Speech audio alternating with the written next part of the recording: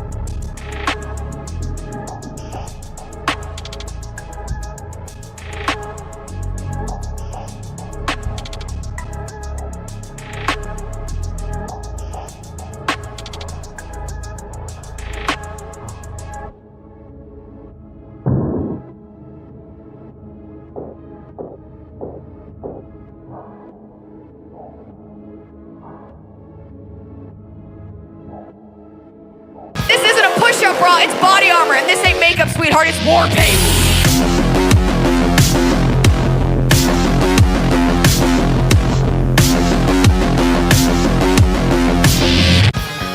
Welcome to WARPAINT.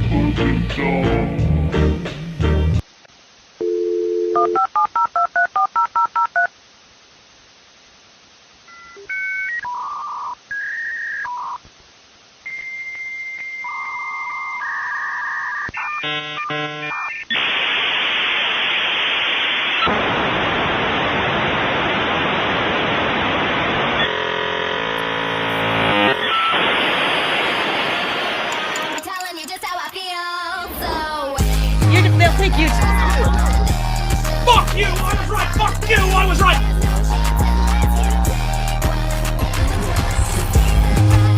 You need to remember that.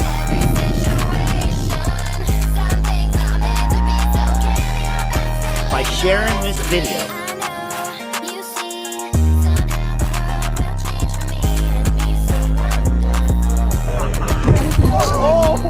Oh no! Fuck. Yeah.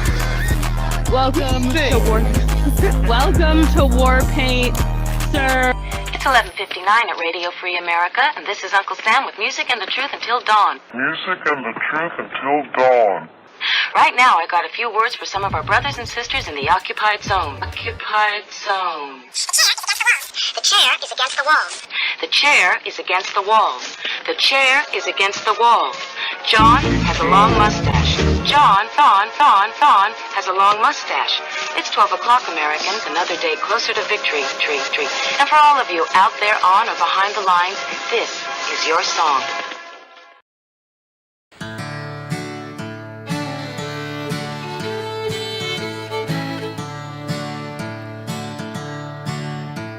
Once a jolly swagman camped by a billabong under the shade of a coolabah tree. He sang as he watched and waited till his billy boiled. You'll come a waltzing Matilda with me. Waltzing Matilda, you'll come a waltzing Matilda with me. He sang as he watched and waited till his billy boiled. You'll come a waltzing Matilda with me.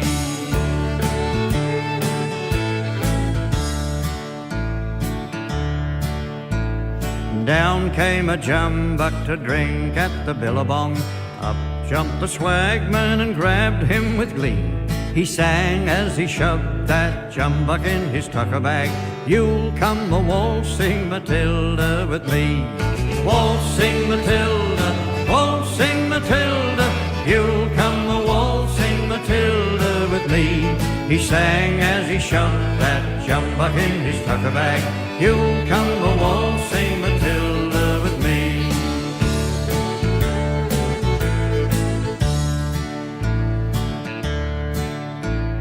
Up rode the squatter, mounted on his thoroughbred.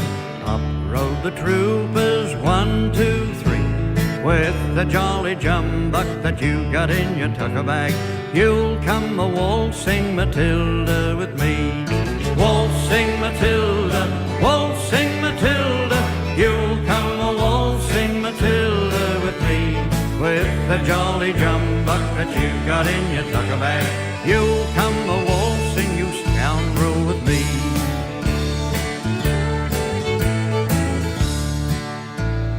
Up jumped the swagman, sprang into the billabong. You'll never take me alive, said he, and his ghost may be heard as you pass by that billabong. You'll come a waltzing Matilda with me. Waltzing Matilda,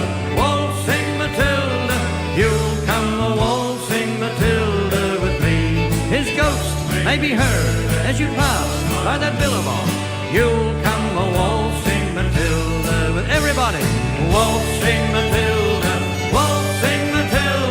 you'll come a waltzing Matilda with me. His ghost may be heard as you pass by that billabong. You'll come a waltzing Matilda with me.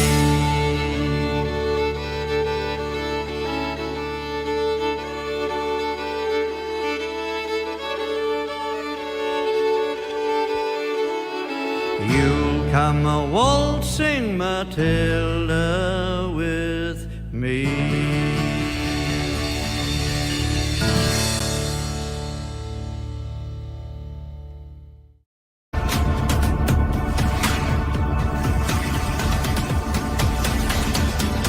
You are now banned from the computer. Goodbye.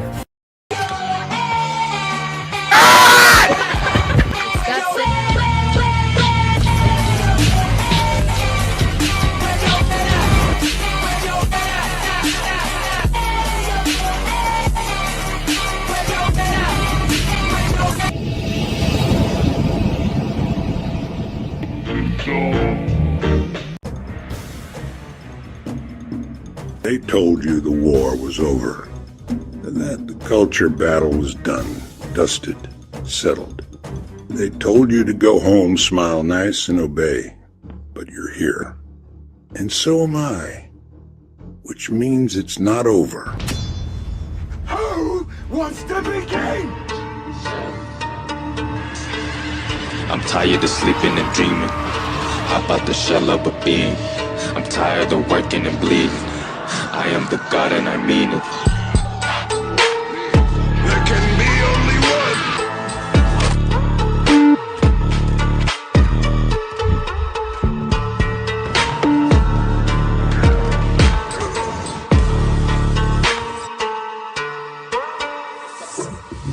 16, pouring up another scene. Papa got the vaccine, so ain't no acting, playing no practice. Niggas wanna check this album playlist. Fuck you, pay me. I'm tired of sleeping and dreaming about the shell of a being. I'm tired of working and bleeding. I am the God and I mean it.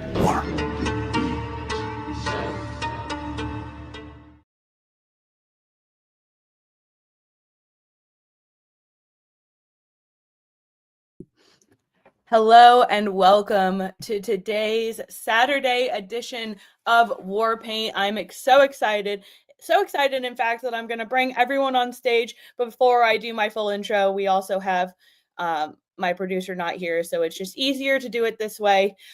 WARPAINT family, grab your mug, your cup, your chalice, whatever you've got within reach. It is time for the simultaneous sip. We breathe in, lock in, and step into that fighter mode, sharper than before. Ready, simultaneous sip, and here we go.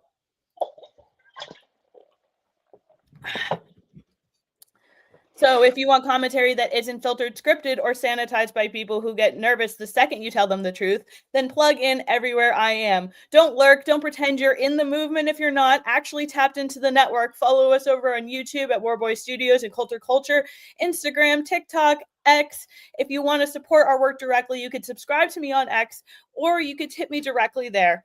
You can also support the show on buymeacoffee.com/coulterculture. If you're a business owner or creator, independent brand that wants visibility in front of an elegant and engaging platform, you can consider sponsoring the show by contacting me at coulterculture@protonmail.com. Thank you for joining us today. Before we formally have him talk and introduce himself, here is a quick little introduction. Stephen Wells is a blunt, outspoken Australian political activist known for challenging mainstream narratives and pushing and confronting the policy shaping his country, pushing the national conversation to the places the establishment would rather avoid. Whether you agree with him or not, he doesn't hide, he doesn't soften, and he doesn't pretend. And now it's time to have him on. Welcome to the show. Why don't you fill in the gaps for us? Tell us a little bit more about you. I know a lot of people here probably mostly pay attention to American politics, so they're probably a little shaky. Oh, you got to unmute.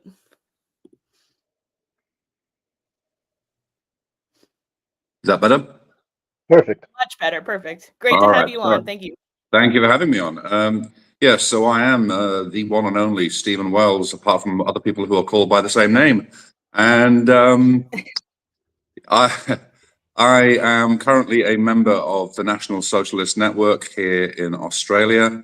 And I am a lowly ranking soldier of that network. And the only reason I'm sort of prominent alongside greater names than myself, such as Thomas Sewell, is because in January on Australia Day, I was arrested along with another 15 of my fellow members, basically for walking around and singing Waltzing Matilda on Australia Day and waving the Australian flag, and charged with loitering.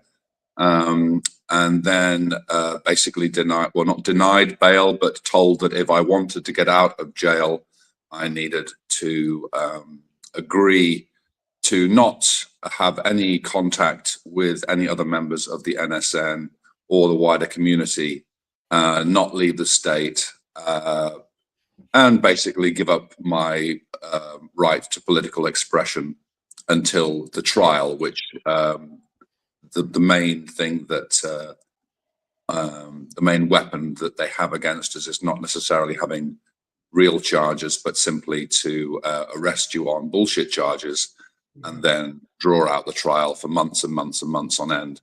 So rather than agree to that, I said, up yours, and they kept me in maximum security for the next 4 months until it became just a bit too embarrassing for them.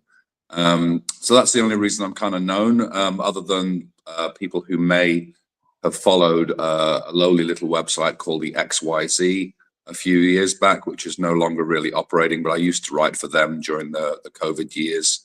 And I was also back when we were being locked down and brutalized back in the COVID years. I was one of the main speakers at the rallies in Perth until I wrote an article about a Jewish journalist for that magazine, and the organizers of the rallies, who are very, very friendly with Jews in general, and also particularly that journalist from the Rebel News, asked me to take the article down, and I said no.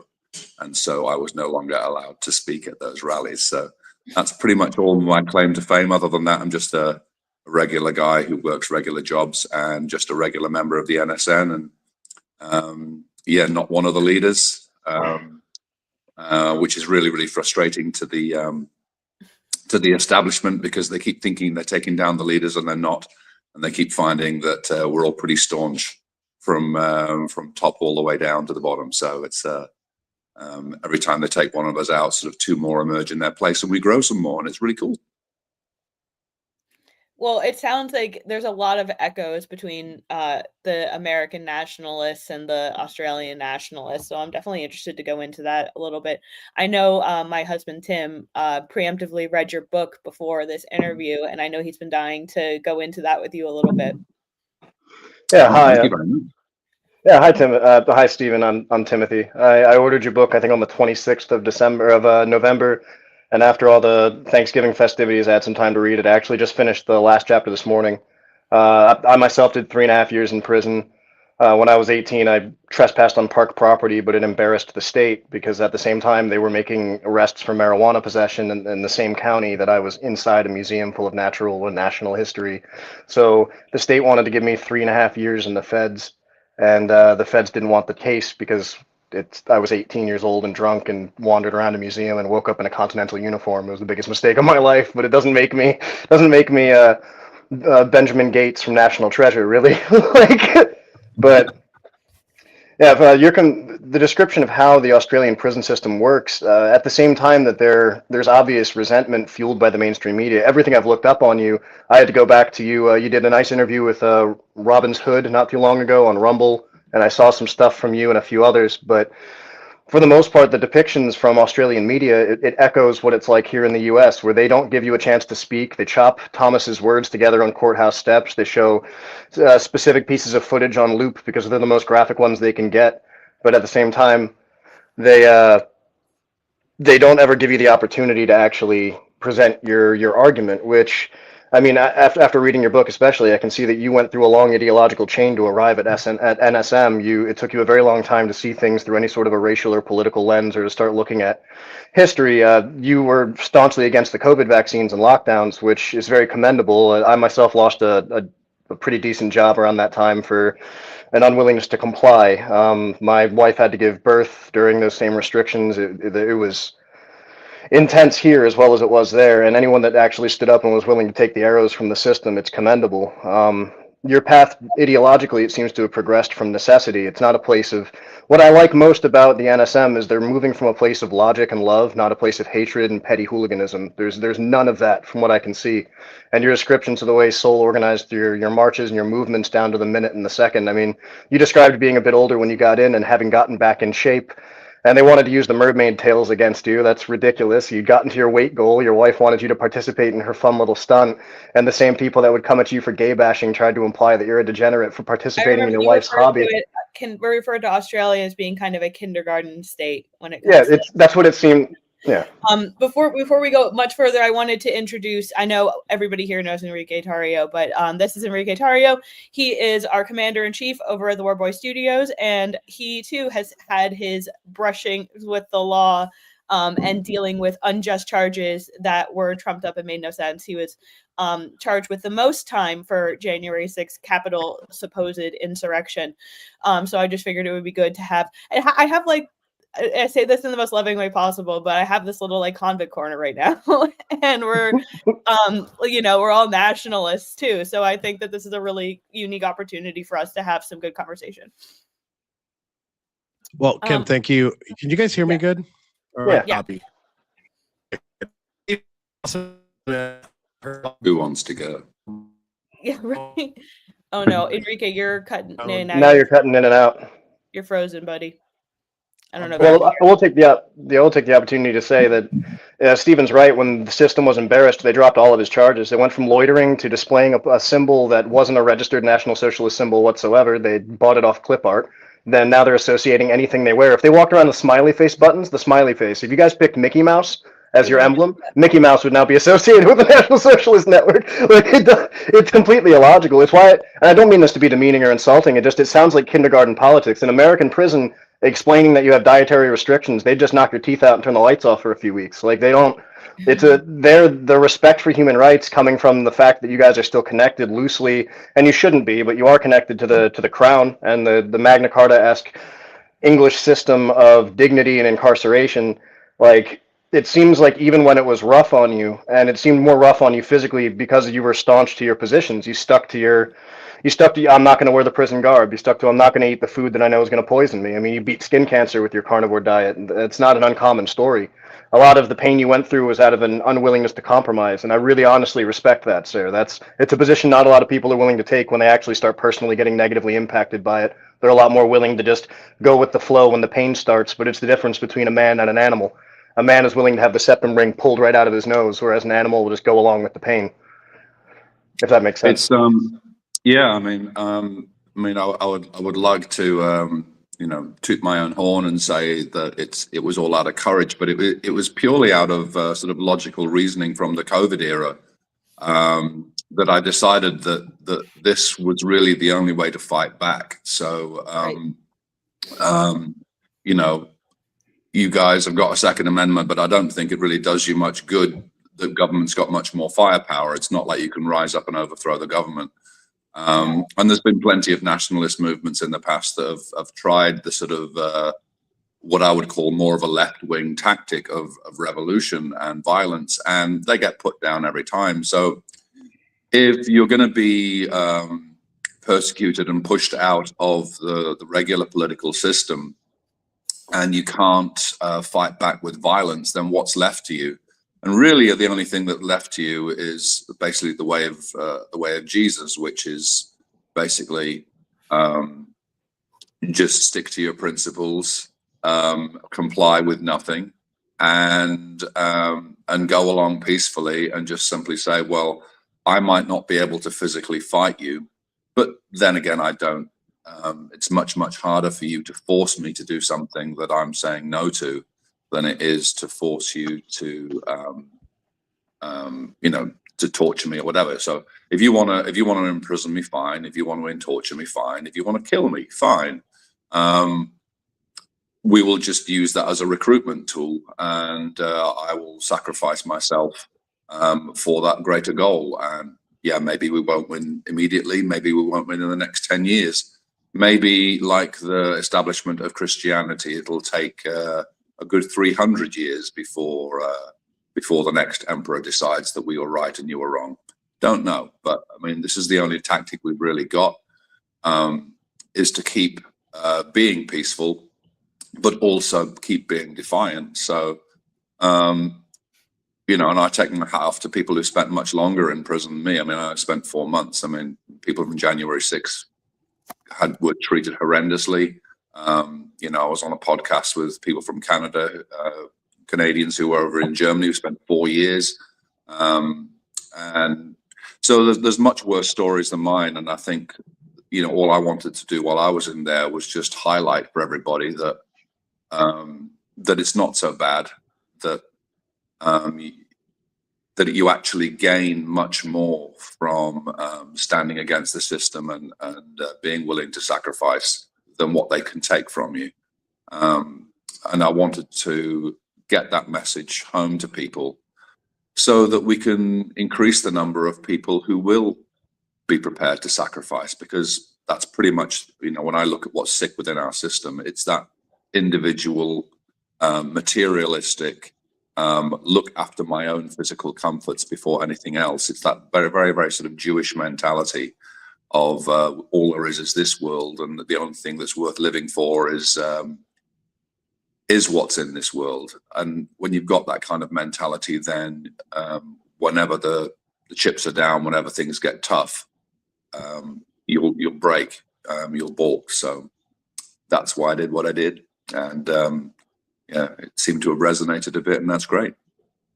Well, it seemed like the COVID era, very much like many of us over here in America, was kind of a tipping point for you to cross over into out of what I guess I would call like normie territory, where people are kind of asleep and don't really understand the implications of an overreaching government. And very much also, like in America, it seems as though nationalist identity is considered to be, you know, evil, and not only evil, but very tableau. So what is it? I know COVID obviously played a large role in it, but was there any other key influences that steered you towards nationalism and towards active advocacy for nationalism in Australia? Well, I came at it sort of from the globalist standpoint. So it would be 12 years ago now, I learned that global warming was a lie. And I spent the years up until COVID basically arguing with people online about why the greenhouse effect didn't exist, and that the fraud was much deeper than the fact that, you know, that the climate is changing. And see, you know, it was things down to their foundational level at physics. People things that you thought would be a safe degree, which is physics, was also perverted by fake physics. And so from there, you start looking at other things. What else have I been lied to about?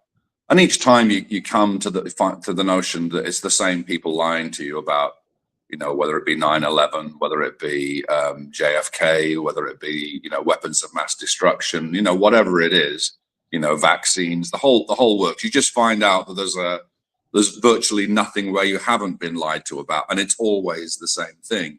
And so, you know, when you then start looking at immigration, you realize it's part, or you discover as you do your research, that it's part of the same agenda by the same people. And so I'm coming at it not from like, I hate immigrants. I'm coming at it like, they have an agenda, I oppose that agenda, and part of that agenda is multiculturalism. Therefore, I must oppose multiculturalism. So it doesn't matter how many black friends I might have, or how many Indian ones, or whatever. For the sake of opposing this agenda, and for the sake of the future of not just my race, but the human race, I need to become a Nazi. And that's pretty much it. And also you find out that you've been lied to about World War II, and that, you know, there weren't any gas chambers, and you're like, well, if there weren't any gas chambers, why was Hitler so bad? Like, you take away the gas chambers, and what have you got left? Well, the thing that really got me was that there is not being able to, in my own research, even track down any initiatives to exterminate mass groups of Jewish people. It just, you know, it's one of the claims that I've been looking into, and I just can't find any. And it's appalling to I was very close with the January 6ers here in America. Obviously I'm working with one of the guys the guy who got the most times sentenced to him. And you realize it's so easy to lie to people about something that's happening right now. How easy is it to lie about things that were not happening during such meticulous recording? And I mean, people were taking down history, but there was no audio, video, like there wasn't podcasts like this talking about this ad nauseum. So how do you know, like, how do you rely on any information when you know for a fact, an indisputable fact, that there are still misinformation campaigns that are so successful today that even half of America thinks that there was an unarmed attempt at a government overthrow by the most armed populace in the country? It just doesn't make any sense. I'm sure you share the same sentiment. Yeah, I mean, and that's the thing. You just realize just how gullible we are as a species, and that if the emotions are high enough, and if you are emotionally invested in a position that you hold, then you can be made to believe anything that supports that position, and that's regardless of whether you're a politician, a scientist, a doctor, or obviously a general member of the public.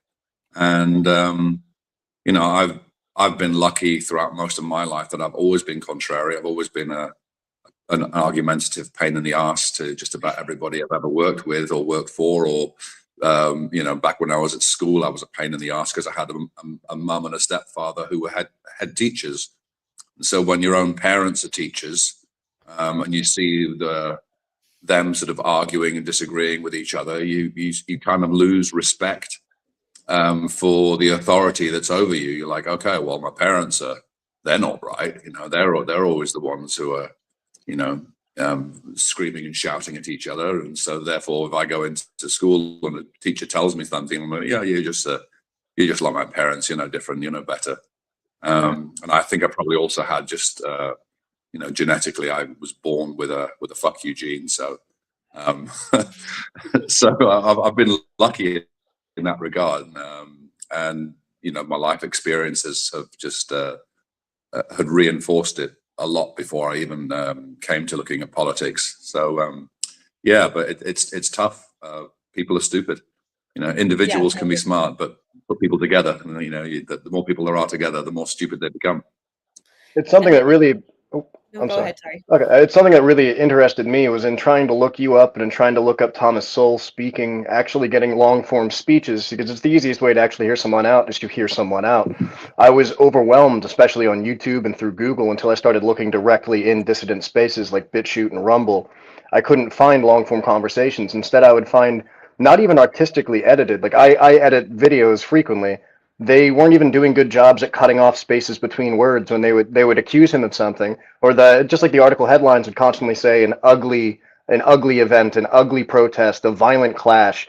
You look at the actual evidence in the video in front of you, and it's just painting an ugly narrative, like what they were doing with you when you were trying to placate your wife with the mermaid tail. Like you look at it, and it's the same people that would, as I've previously stated, they would condemn anyone for, oh, that's homophobia, that's you're kink bashing, you're doing all this stuff. But the minute they have it as a weapon to use against the right, like in our country, we have a politician, Gavin Newsom, in California. He's the governor. He's led that state into a tailwind of self-destruction. And a rapper, a popular Canadian immigrant who moved to America named Tom McDonald. He's arguably a pro-white rapper, but he's pretty normal. He's pretty like normie mainstream as an alternative musician. He's pro-white, but he's not like white nationalist. Yeah. He took a shot at Gavin Newsom, and Gavin Newsom's response was like, shouldn't you get back on Grindr? And it's like, you're supposed to be the big gay governor in the gayest state in the country, but when it's convenient for you, homophobia flies free, because, I mean, it's a normal response to bizarre behavior. So, like, even you guys get that it's something that's kind of like, well, I'll shake your hand, but I'm going to wipe it on my jeans afterwards. Like, it's just funny that the government seems to do the same thing with you guys. They have no problem making slanderous, nonsensical remarks, not showing the evidence, but as anytime anyone makes a claim, they go, well, let's investigate it down to the bottom. Like, that can't possibly be true. That's out of context. It's like, you guys are you traffic in out of context ridiculous smears, because and I agree with a lot of the perspective I've seen Thomas bring up. I watched him on the PWR podcast a few times. The system's afraid because the way you guys are going about this is legal. You're going about this by the rules. You're not doing pogroms. You're trying to make your presence known and your ideology just injected into the mainstream, because Australia has a very underdog spirit. It's true. Australia and America are similar in that regard. It's why Australian immigrants did so well in the West when they came here in the Wild West, like during the gold seeking era. It's like the idea of, I have everything I need, and as long as the government stays out of my way, I can accomplish my goals. The government's in everyone in Australia's way right now. And part of the reason your movement seems to be gaining so much traction so quickly is because the spirit of, this is not righteous, there is tyranny on your side. I know that what I'm saying is, I just want the best for me, and the statistics speak for themselves, and the position you're moving us into is illogical, and we think that having leaders that care for the well-being of Australians would be superior to Australia being turned into a hotel for the world. It's very much like what American nationalists sound like. It's like, can't we just calm down on the dysgenic nonsense? Can't we stop listening to people that are aliens to our culture and land and don't wish for the betterment of our well-being?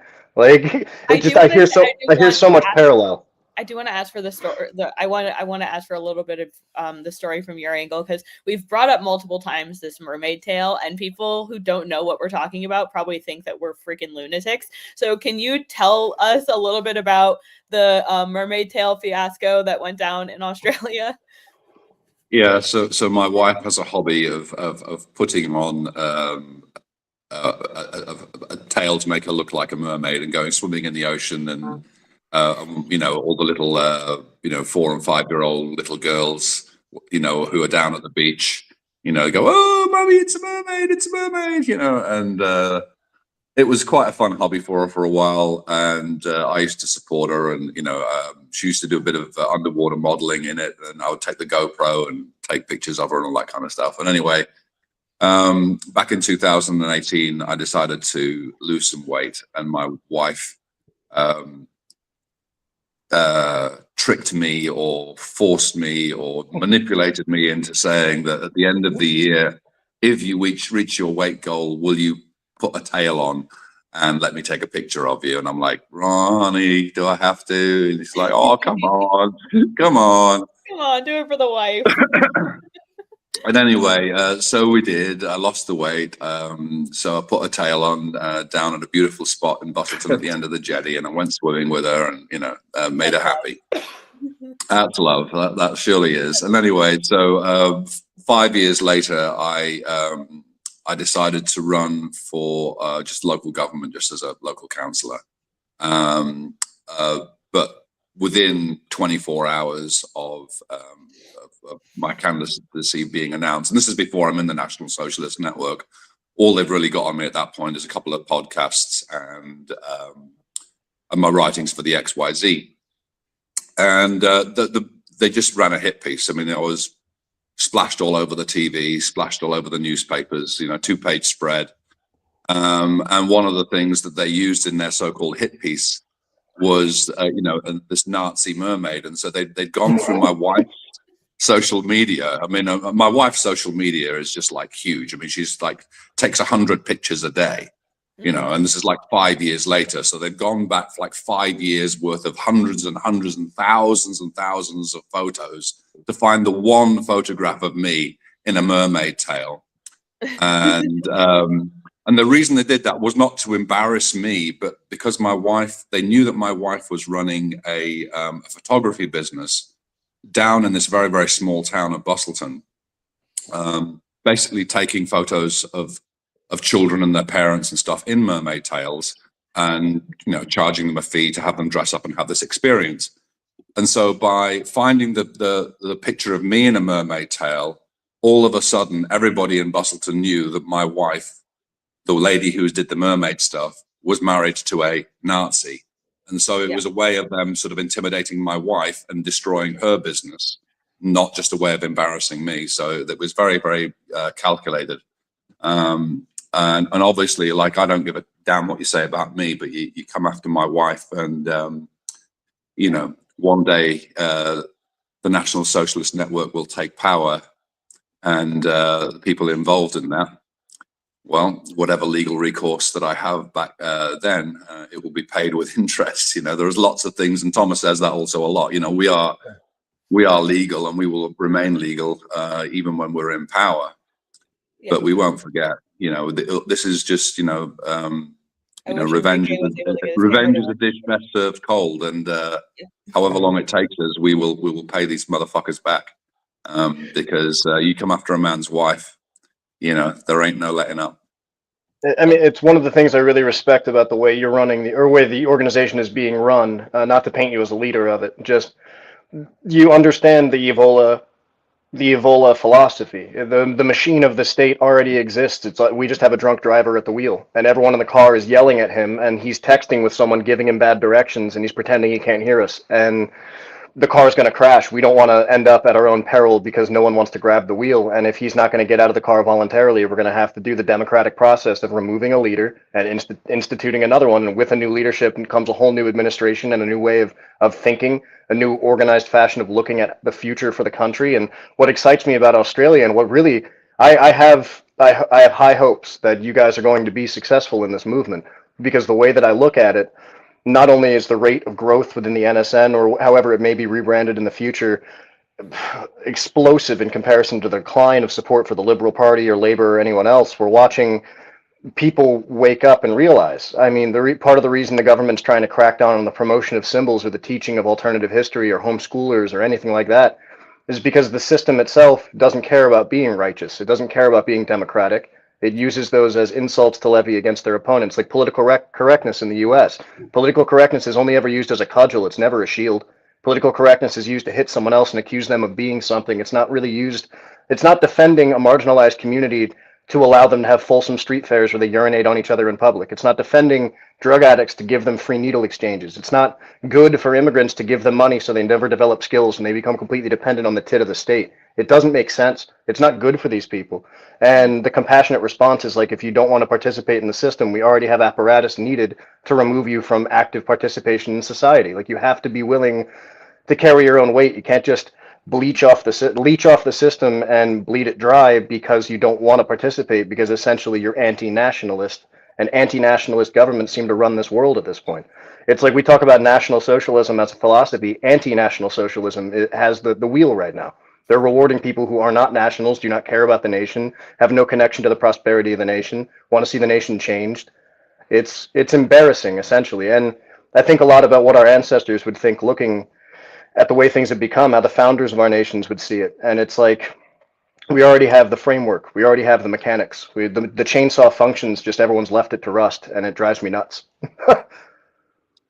What I like about what Tom and Jacob and Jack Eltis and the other leaders have done is that, you know, they attempted the sort of the protest, change politics, and voting your way out of things, you know, 10 years ago, and they were hit just as hard by the system until everyone was kind of beaten out of it. And they all realized that they needed to come at it a different way and start building communities from the ground up again. And so the reason that they've been so successful is that what they call tribe and train, where they have literally been getting people once a week to turn up and, you know, go for a jog, lift some weights, have a, you know, bit of boxing together or whatever. And built a community of men from there. And they're always accused of like trying to build a militia, but it's nothing to do with, it's about a community. And so it's more than just like trying to win elections. It's about, until we win, we will set up separate systems. We will set up alternative and parallel systems. We will still participate because we have to in this globo homo degenerate thing you call a civilization, but we're also going to separate ourselves and build an alternative society. But we're not going to go full retard the other way and become like Waco and become you know, vulnerable that way, that we can suddenly, you know, we know that we have to do both. We can't separate ourselves. We must separate ourselves, but we must also stay engaged. And this sort of synergy between the sort of build our own society and fight the society that we're in, I think is something that they've done probably better than any other group around the world. And you know, I'd sort of like tried to build my own community based on sort of Christianity a couple of years prior, but then I get in eventually after that council election, and I sort of meet the actual guys in the community, and I find that whether they're Christians or not Christians, they've still got that spirit of service and sacrifice, which I think is the key. You know, it doesn't particularly matter what you call yourself, but there are basically two types of people in the world. There are those who sacrifice their personal well-being for an ideal for their fellow man, and there are people who focus on getting the shekels.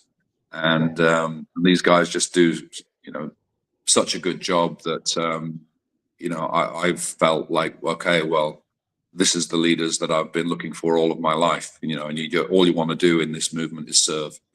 And And that goes from top to bottom. Everybody's just like, oh, I'm finally in a place where I can serve my brother, serve my man, serve my community, and use me however you will, Thomas. Put me wherever you want. If you don't want, if all you want for me is to be a foot soldier and just turn up to the meetings, I'm really happy to do that. If you think I've got a skill that you wish to utilize, great. I'm at your disposal. And if I think I've got skills and you think I don't, well, I'll defer to you. It's that kind of like the whole movement is just absent of personal ego. We're all about like, yeah, okay, we all sort of think we've got various skills and stuff, but none of us particularly care if somebody else is used for that skill. And I've never wanted to be a leader myself. I've never wanted the responsibility of it. But I have always wanted to serve somebody I respected as a leader. Whereas you go to most jobs and you go, why am I working for this prick? Why am I working for this idiot? He's a complete moron. So it's taken me like 50 years to find, people that I actually like look up to and go, yeah, mate, whatever you need from me, my skills as whatever they are, they're at your disposal. Use them however you will. And I think that's it's the wider vision that these guys have got, that we're not just trying to win an election and be part of the system. We're really trying to build a whole new society from the ground up and bring people in. And that's why when we've just got the threshold for being able to establish a political party here in Australia. And it's just 1,500 members, but it's 1,500 fanatics, as opposed to say, 20,000 members of the Liberal Party who can't even get, 10 people to a monthly meeting to listen to their next idea about changing the tax rate. It's like, yeah. I mean, things like I'm sorry, what were you going to say? Well, I was just going to say, institutions like the Liberal Party, for example, it's a 20,000 single issue voters that have been encompassed under an umbrella, and they argue with each other more than they argue with anyone else. Well, they also vote for their party not because they have loyalty, but because they hate the other party. It has nothing to do with actually liking the politicians. And I was going to touch on this because, we joke, we're made into the Nazis now. We become the Nazis now. In America, in particular, I'm not sure how much this is true in Australia, but I mean, they've really done, the Liberal Party has really done a great concerted effort to normalize Nazism, because simply for being a person who is white and who is right-wing and who wants safety for my community, safety for my family, and protection of our heritage and culture has identified me as a Nazi. To which I say, I guess that means Nazis are normal people. And we can say that kind of tongue in cheek and just like, go along with the name, because at this point it's meaningless. They're going to call us that anyway. But I would like to ask you, especially because you're kind of you're trying to get into politics more. How do you see National Socialism fitting into a modern day Australia? Well, I mean, the rehabilitation of Hitler, I think, is absolutely crucial across the West. As long as our enemies can basically, every time a nationalist movement arises, whether it's, as weak as a sort of a Charlie Kirk type civic nationalism, or whether it's Thomas Sowell, all that the establishment has to do at the moment is say Hitler and genocide and 6 million Jews, and it's like anything else you want to say is destroyed, because that emotional argument basically said, the never again mob. So that has to be taken down. People have to start understanding, not never again, never was, never will be. This is not who we are. This is not who we were. And once you take that weapon away from people, then National Socialism it's just another political ideology. It's not a genocidal ideology. It doesn't mean, that we're going to start murdering people and sticking people in camps. And I often say to people, well, you know, the government is projecting its own sins onto us. You know, like I have never advocated for putting people in camps, yet the government built them during COVID. I have never advocated for murder or genocide, yet my government in Australia murdered at least 20,000 people in 2022, as far as I can, you know, and that's a minimum that I can absolutely prove beyond any reasonable doubt in a court, that 20,000 extra Australians lost their lives in 2022 because of the vaccine mandates. So you want to talk genocide? Well, there's the government. You want to talk tyranny? Well, there's the government. You want to talk concentration camps? Well, there's the government again. And National Socialism just says, well, if you're a kind of person who wants the states to be involved in helping out people in your community who are struggling, well, that's the socialism aspect of it. And there is not a single government in the world that doesn't have some form of socialism in its civic practices. And if you believe that there should be nations and that you know, people have a right to collectivize as a nation and live with people that are like them, well, that's the nationalism aspect. So what's your argument against me? What's your argument against having a society that cares for its own people and expects other nations to do the same?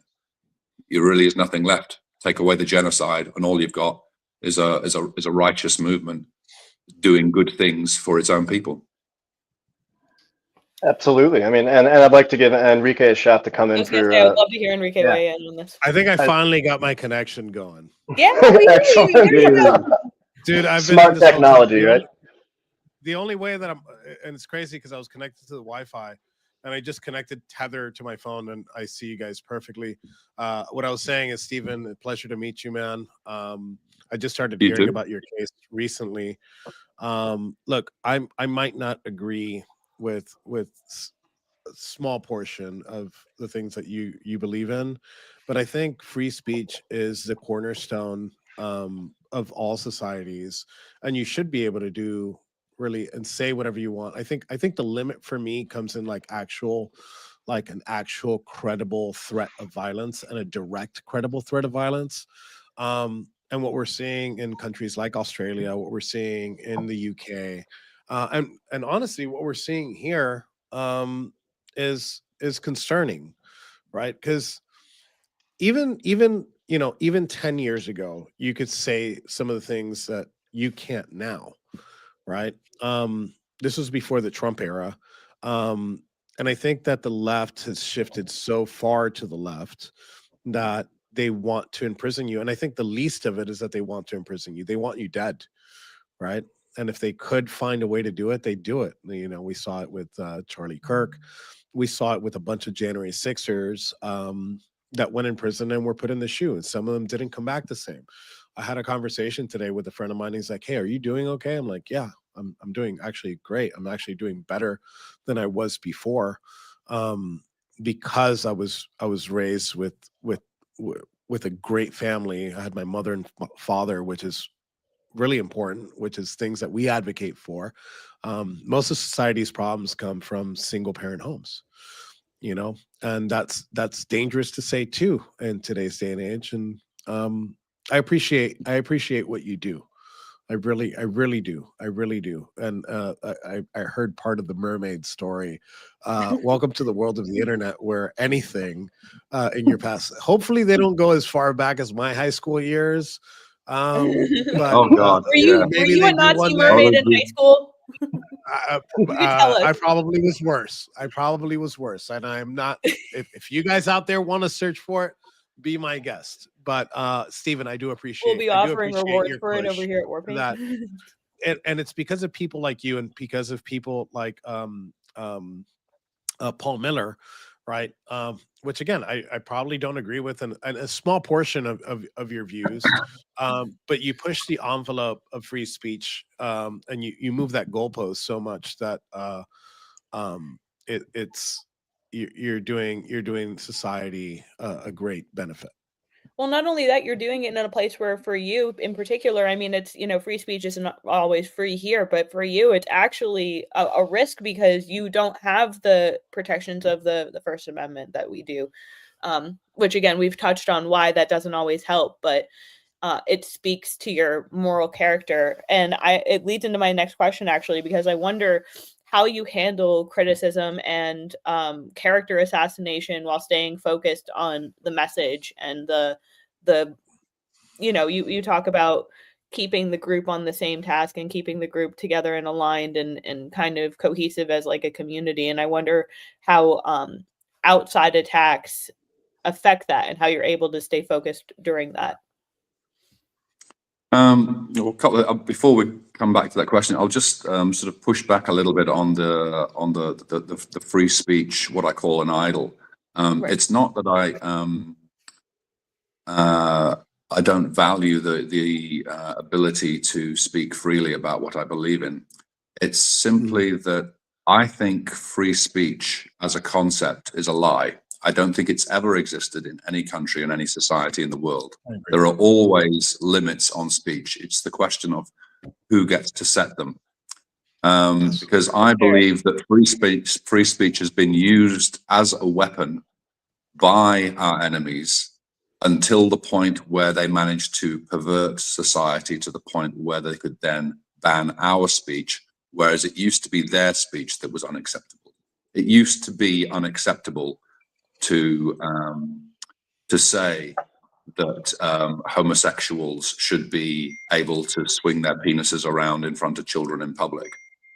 And even if it wasn't specifically against the law, it was certainly a form of blasphemy censorship that society imposed upon these people. And when we were pushing back against those things, they came back with free speech, free speech, free speech.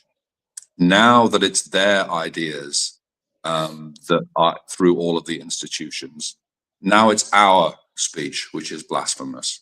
The blasphemy laws are now against us. And so, free speech works when you have a defined set of values under which your nation is established. And you say anything within the boundaries of what this nation is acceptable. But you bring in ideas which are against the ideas of what this nation was founded under, then I'm sorry that you can hold that in private as much as you like. You can talk about your friends as much as you like. But if you start putting that in the public square, I'm sorry, that's unacceptable. Leave. If you don't like the way that this society is structured, leave. And obviously you've got to be very, very careful with that, because it's very, very easy to go from this is what our nation is founded upon to if you say one word out of place, we'll throw you in jail. And it's very, very easy to go into tyranny. So it's not so much that I want to change free speech laws or limit free speech or put legal restrictions on it, but I do wish to warn people of making free speech an idol, of making free speech the highest value. It is a value, it is a good value within boundaries. And if people can just change the perception on that and realize how free speech has been used as a weapon against us, then perhaps when we broaden up what we're allowed to say in the future, we won't fall into the same trap of being manipulated by the people who use anything that we set up. They look, I mean, this is the whole thing about our enemies. Whatever system we set up, whatever nation, whatever rules, whatever constitution we set up, the enemies of humankind are always going to look for loopholes. They're always going to look for ways to exploit. And so going forward, it's not about reestablishing the Constitution of America again. It's about looking at what did the enemies do to find the chinks in that armor and seeing if we can buttress it up and strengthen it so that good people who care about their nation, can have as much freedom as possible without being vulnerable to to the same kind of exploitation as we've suffered over the last 50, 60, 70 years. So that's that point.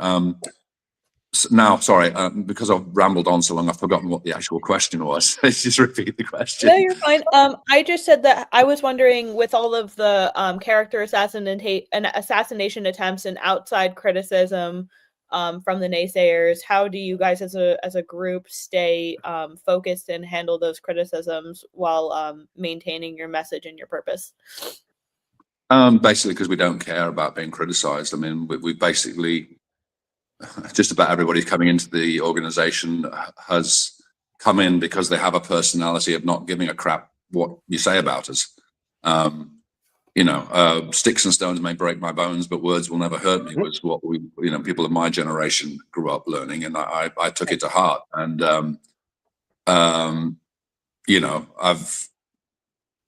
talking about worse things in our past. If you go further enough back, I mean, there's so many embarrassing things from even sooner that, and I'm glad they didn't have digital photography and the internet back in the days. I mean, there's photos of me around, streaking and doing all kinds of degenerate, horrible things. So when I was a teenager, so I've been ridiculed and embarrassed enough, ever since I was at school. So yeah, I mean, it just, you just have the people who don't particularly care about what's said about them, and then that fosters a community of people like that, and then anybody coming in to that community who is still a bit vulnerable to what people say get inspired by the people around them, and it's sort of a knock-on effect. So yeah, I mean, the White Australia movement over here is very resilient against people who are very sort of like, we care about criticism from our leaders. If our leader, if Thomas Sewell came to me and said, Stephen, what on earth did you say on that podcast? You completely and utterly embarrassed us. Not you embarrassed yourself, but you embarrassed us. I'm like, oh no, that's I care about upsetting Tom and Jacob and Jack and Ninja, my state leader. They're the people whose opinions I care about. If I embarrass myself in front of them, or I embarrass the movement, and they've got something bad to say about me, about the things that I've done, then I'm mortified and desperately want to make amends. But as for our enemies, well, they're our enemies. Of course, they're going to say horrible things about me. Were you going to say something, Enrique? Go ahead. Sorry, I was. So Stephen, now let me ask you something, just in a more nuanced sense. So, what would be, if you had the power of the wand, what would be your what policies would you have when it comes to speech? I wouldn't. I don't have any policies, and I wouldn't put them forward at this stage. Okay. Because, as I said, it's not the principle or the desire or the yearning for a free speech society. It's just simply a warning and a check on people's attitudes towards it. Just to always bear in mind that free speech has been used as a weapon against us. I agree. And so this is a discussion which is, this is an idea which I haven't heard anybody else bring up the point. Right. So I'm just bringing it into the discussion table. No, that's and really so over the next 5-10 years, or however long it takes, it's something that more people can discuss and start looking for solutions to. But at the moment, I'm just pointing out what the problem has been with free speech and how it's been used as a weapon.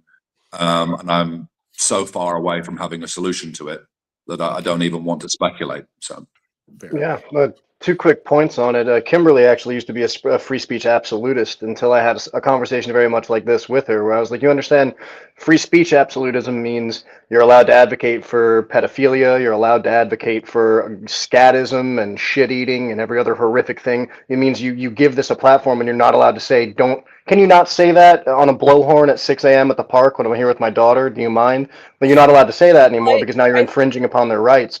And it was through that understanding and then seeing more from the left of the defense of free speech being used to justify things like drag time story hour or Folsom Street Fair, gay pride stuff. And it was like, okay, this does go a little too far. The other point I was going to bring up, I don't know if Enrique, you heard this earlier, Australia passed a new law to say that the NSN cannot wear anything associated with Hitlerian philosophy. So they invented a new symbol to put on their shirts. And that symbol is now, the Australian government is now saying any symbol that this group uses, because they associate themselves with National Socialism as a political philosophy, is now a Nazi symbol and must be. If they, I told them they should use Mickey Mouse hats or something, but yeah. I mean, that's what I was charged. Rainbow flag. Pick up the rainbow flag and make it. Just start using the rainbow. It's actually brilliant. They charged him initially with loitering, and even though he was 2 kilometers away from where Thomas Sowell and everyone else was, they charged him with loitering. They didn't give him a written warning, didn't give him a notice to vacate, locked him up, and he was like, "I'm not guilty. I'm not wearing prisoner clothes." And it just descended from there until eventually 4 months later, he's in front of a judge who's saying, "Well, you're no longer charged with loitering. You're charged with displaying a symbol." And before he gets the chance to say, "What that symbol is? Well, I bought it off clip art. What are you talking about?" It's like they ended up dropping the whole thing because they realized how ridiculous they looked. Sorry. Yeah, but doesn't that turn into kind of like doesn't that kind of turn everything into like a chessboard? And then you kind of I love strategy, right? And using those using speech against them. Look, I'm all for it. You know, like I want to imprison the people that put me in prison, and I want to find every which way to do so. I want to find those loopholes because the people that put us and 1,600 other people in prison should be in prison. And I feel like we should use the laws that are on the books that I don't think should be on the books, but I think that we should be able to use them. But then it kind of turns into like a chessboard where we keep playing and somebody wins, somebody loses, and then on the next game, maybe I win again, maybe I lose on the next game. So that's where I have concerns, and I respect actually that you said that you don't have a solution. You're just saying, look, this is a problem, and I do see a problem with it. I do see people weaponizing, in the name of free speech, but we gotta get heads together and figure out what policy would work. Right. I mean, go ahead. No, go ahead. I mean, but first of all, I mean, there are bigger issues at stake first that we need to take care of before we can even get to that sort of like what kind of society we want. So, I mean, at the moment, like the urgent thing is stopping mass immigration. So, the urgent thing is stopping the climate scam. There's so many other things ahead of that. And if you get rid of, all of the people from your society, or at least a big bulk of the people they brought in that bolster these ideas, then you diminish the ideas in and of themselves. And so it's not really an urgent thing.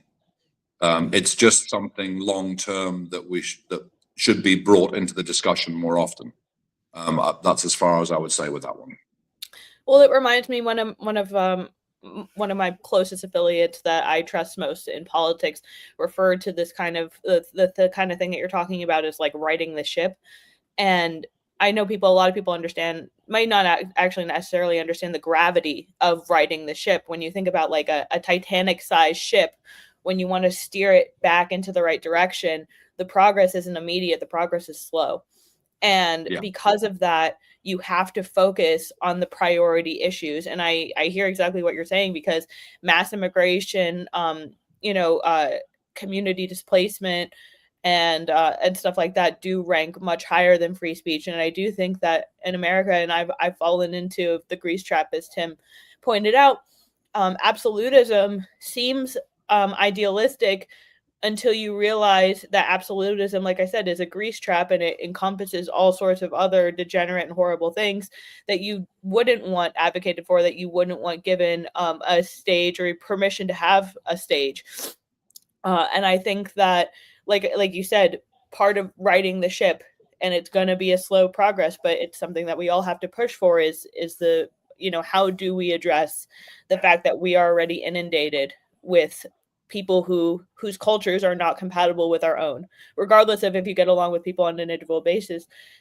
For example, like Islam is just not compatible with Western culture. We see that we have that we're having a guest on later who's running into a problem with that on his own. But I wonder, when it comes to policy and stuff like that, I'm sure immigration is something that you're focusing on. I'll ask Enrique's wand question, but if you had an immigration policy that you could push forward, like in a wave of a wand, what do you think that would be? Well, even did you ask me or Steve? No, I asked Steven, but you can answer next. No, go ahead. Answer first. I'm pretty simple. I think we're going to be very agreeable on this. Net zero, and then I actually would want to go into the negative. I'd want to deport anybody that is not supposed to be here. I'd deport anybody without those American values that we cherish, those cultures that are incompatible. I don't, in some cases, even if they're citizens, even if they're naturalized citizens, I think that they should be deported. Well, I mean, if people are espousing terroristic ideology, I would agree with you. And I wonder, Stephen, what you would say from the Australian perspective. Well, I mean, it's not so much the Australian perspective; it's the activism perspective. So NSN, so White Australia will be the political party, but NSN, as we are currently established, are the activist party. So as an activist group, we have to advocate for the absolute most extreme policy imaginable. A bit like Just Stop Oil or Black Lives Matter on the left, advocate for completely, the absolute idealistic, don't even care about the logistics of it. Or we're going to say, this is our position, this is what we want. So that's where the National Socialist Network comes in. And obviously within us, there is, like, if we ever got to power, how do you go about it? Which do you do first? But what we advertise to the public is we just keep saying, get rid of them all. Anybody who's not white, anybody who's not of a Christian heritage nation, if that's who you are, goodbye. So that's the end goal. That is the utopia. So now, obviously, even if you were to make me supreme dictator of Australia tomorrow, with the power to click my pen and everyone will jump to it for fear of going to the gulag, there is still then, well, where do you start? I mean, okay, so I mean, I could go around and round people up, but it's still who do you round up first? And so on a practical level, the priorities in Australia would be the temporary visas. Any non-white on a temporary visa, goodbye. There's about 2 million of them here, so it's a huge percentage of the population that are here on temporary visas or have overstayed a temporary visa. So that's a no-brainer. That just gets rid of a huge amount of the diversity and the multiculturalism right there. Obviously, anybody who's committed a serious crime, who's non-white, non-Christian, goodbye. We would probably have to start with obviously the non-citizens, the permanent residents, temporary residents, goodbye. But ideally, we want to do more. So just those two things would already, change things over. We could then look at, we've got permanent residents here, people who aren't citizens but have been allowed basically to stay for as long as they want and raise a family and all the rest of it. We could then look at softer approaches of encouraging them to go back. So if I go from the activism idea to a pragmatic, I'm a politician and I have to deal with real world consequences now. then probably the permanent visas would be more of a case of encouraging rather than just simply deporting. But I mean, that would, so regardless of how you do it, you start somewhere, and you stop when you look around you and go, oh, I've got my country back. It's just, you know, where do you start? Where do you stop? Well, you start at the moment. It makes perfect sense. It's like I've said, the differences between Australia and America, specifically in regard to immigration and racial backup or racial makeup. I mean, the Aboriginal problem, especially regarding crime, they're like 3% of the population. They represent almost 40% of violent crime. I looked some of this stuff up before we talked, just so I knew where you were coming from. And the crimes aren't loitering. It's not pickpocketing. They're brutal, and it has a lot to do with their culture, which the worship of the noble savage is something we deal with in the United States. Mongolians crossed the Bering Land Bridge and commenced to scalp and cannibalize the white man just as they did to each other. We had conflict with them thrice when they engaged with the French against the colonists, the English against the colonists, and the English again. There's very little love. I mean, my depiction of the American savage versus the noble myth is completely, I know them for what they are. My family's been here for since before America was America, my family's been here. We've been in armed conflicts on continental grounds, again, 3 or 4 times. It's ridiculous. I mean, I don't have this flag as a LARP. It's my lineage, it's my family. Like, it's my country. And the idea that when I look at Australia, it's a bit of a microcosm for what's happening here, but it's also, in a sense, a purer struggle. Because in America, there were blacks, freed slaves, who had fought on the side of the American Revolution. And before the Civil Rights Movement, blacks in America, there was no nigger culture. It had not entered their ethos. It wasn't in their prerogative to behave this way. They wanted to be ingratiated and assimilated and a part of the American dream. The Civil Rights Movement, injected largely by communist Jews, led them into this mind spiral with the creation of BET, Black Entertainment Television, welfare state, all of it. I mean, even academia started to press the same concept as the noble savage, which, I mean, go back to ancient Rome and Greece.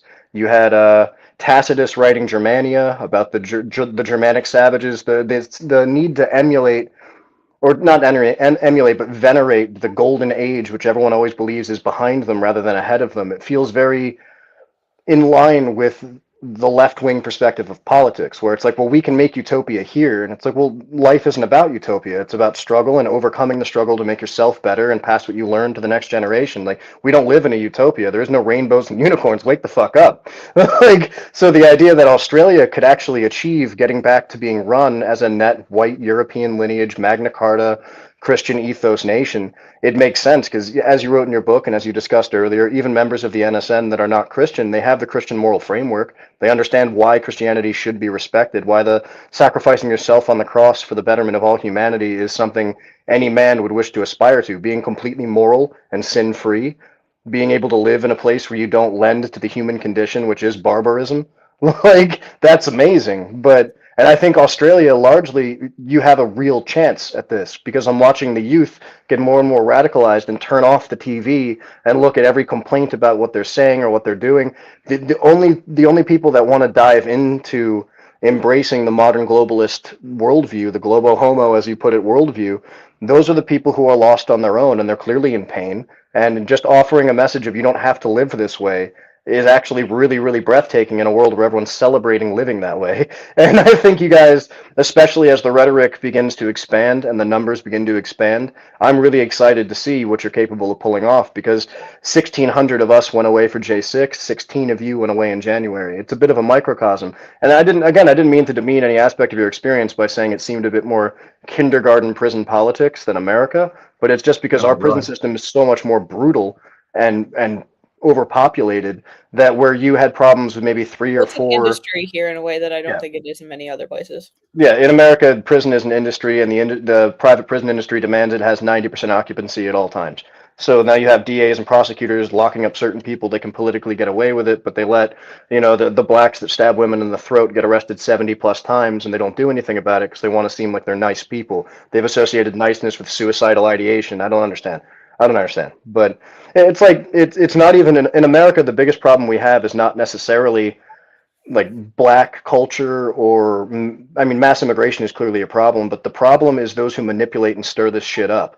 That, like I said, before the civil rights era, a black man could raise a family of 4 and abide by the law and raise his children to be better than him. It was a mentality that was taking root. after the civil rights movement, they wanted to reject all aspects of civilized white society. And I see Australia in its roots is obviously very European. And the fact that you guys were put into an environment where every plant, flower, and fly wants to kill you, and you ended up building a very prosperous nation that everyone in the world wants to travel to for vacation. Everyone venerates shrimp on the bobby. It's like a whole thing people like. The aspect of your culture that everyone likes is like American redneck and hillbilly and Australian outback, like lone wolf. It's a very similar ideology. There's a Very lot of white. Let's be honest. it's very white. We'll say it's very white, regardless of any other. Very good way. I do appreciate. Yeah, it's very white culture. It's very white culture in a very respectable fashion. I mean, you guys surf with box jellyfish, you fucking lunatics. But you don't. But you know what I mean. You just swim with a mermaid tail. I just swim with women dressed in costumes. So. That takes balls within its own. But I do value and appreciate your time, and thank you so much for coming on, and hope to have you on in the future to discuss this further. But in the meantime, why don't you tell people how they can support your work, where they can hear about you? Because even in Free Speech America, it's very hard to learn about you unless you do very concerted efforts. So why don't you tell us about your book, and why don't you tell us how we can support you and how we can learn more about your party?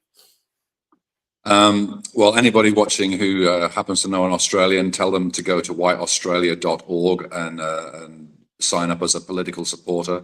And if they are living in Australia, tell them to go a step further and become a member, where they can come and train with us. For anybody who wants to, send some shekels my way, go to Amazon. Yes, evil Amazon, and you can find 3 of my books there. The Real Nazis by Stephen Wells, The Great COVID Swindle, and The Confessions of a Climate Change Denier. 2 fun books, one kind of dry but very short book on the COVID, but the other 2 are basically written for normie, inquisitive people. So anybody who is inquisitive, in your circle of friends who hasn't quite taken the red pill yet, but has got cravings for it, who want simple and easy books to read that are written with entertainment in mind, as opposed to trying to bash people over the head with the ideology. That is the purpose of my books. I deliberately wrote them as easy reads and tried to put as much of my British humor, Jeremy Clarkson channeling Top Gear humor into those books as I could, even when I was dealing with dark subjects. So go on to Amazon and order a book, and that would certainly be appreciated. Otherwise, get involved in your local area with people around you. I don't care whether you're in the States or Canada or in Europe or in Australia. Get active in the real world, and you'll support me and everybody else in this movement better than anything that I could spruik for myself. Again, thank you very much for your time, and stay in touch. We look forward to having you back on in the future, and look forward to staying in touch. And I know the free speech aspect is awkward where you're at, so rather than giving you a Roman, I'm just going to give you a brother in Christ. My heart goes out to you. Yeah, there you go. I think that's illegal there. That's a legal one. Yeah, we wouldn't want to get you arrested for sure. Yeah, I took my other rings off just before the interview because I didn't want to get your name hot water. It's 5 years in prison now for raising my arm in the wrong direction. Yeah. Well, stay strong, man. You've made it this far. That's another thing I would love to have you on to discuss sometime. But again, thank you very much for your time, and I hope you have a blessed day. You too. Thank you. Thank you. All right. That was, again, Stephen Wells. He is a great activist and advocate for the nationalist movement in Australia, and really great to have on the show. I was really excited to be able to get him. Soon we will have Rich Penkoski on. Tim, is there anything you wanted to say wrapped up? Oh, just Stephen Wells is a fine example of the legitimate persecution of nationalist views. They do not advocate for violence. They do not other than self-defense. And the very notion that they could be so persecuted in that way, they died, sorry. The very notion that they could be so persecuted in that way merely for expressing the notion that they want a democratic vote to change policy in domestic Australia because they don't like the fact that their cultural way of life is being deleted deliberately. Like, it's He's a good man, and I think the entirety of their movement is not only legitimate, but should be supported by any free thinker in any capacity. The classical liberals should have no problem with someone putting to paper an interest in supporting a different political ideology. It's the basis of their entire worldview. So don't be a fucking hypocrite. All right. Well, okay. So coming up, we have my good friend Rich Penkoski. He should be joining us around 4:15. In the meantime, I'm going to go on standby for just a minute so that I can check in with the guest. We will be back at 4:15 on the dot, if not a little bit sooner. So stay tuned and stay posted for part 2 of interview with Rich Penkoski, who has been dealing with potential charges against him for eating bacon in front of some overly sensitive Muslims. We will have him, I'll probably play the video before he comes back so that you guys can all get yourself familiar with the situation. But in the meantime, we will be taking a very, very short break, and we will be right back. Don't forget to put it on.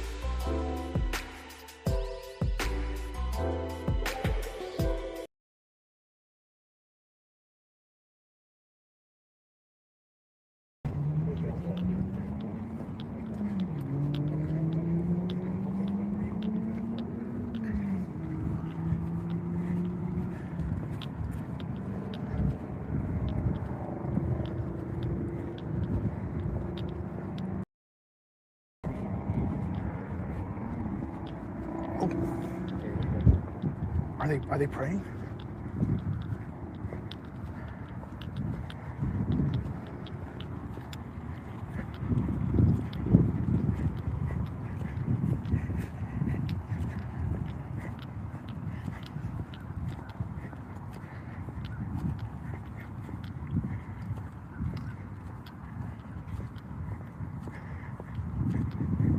Welcome to the message of the 12th Imam.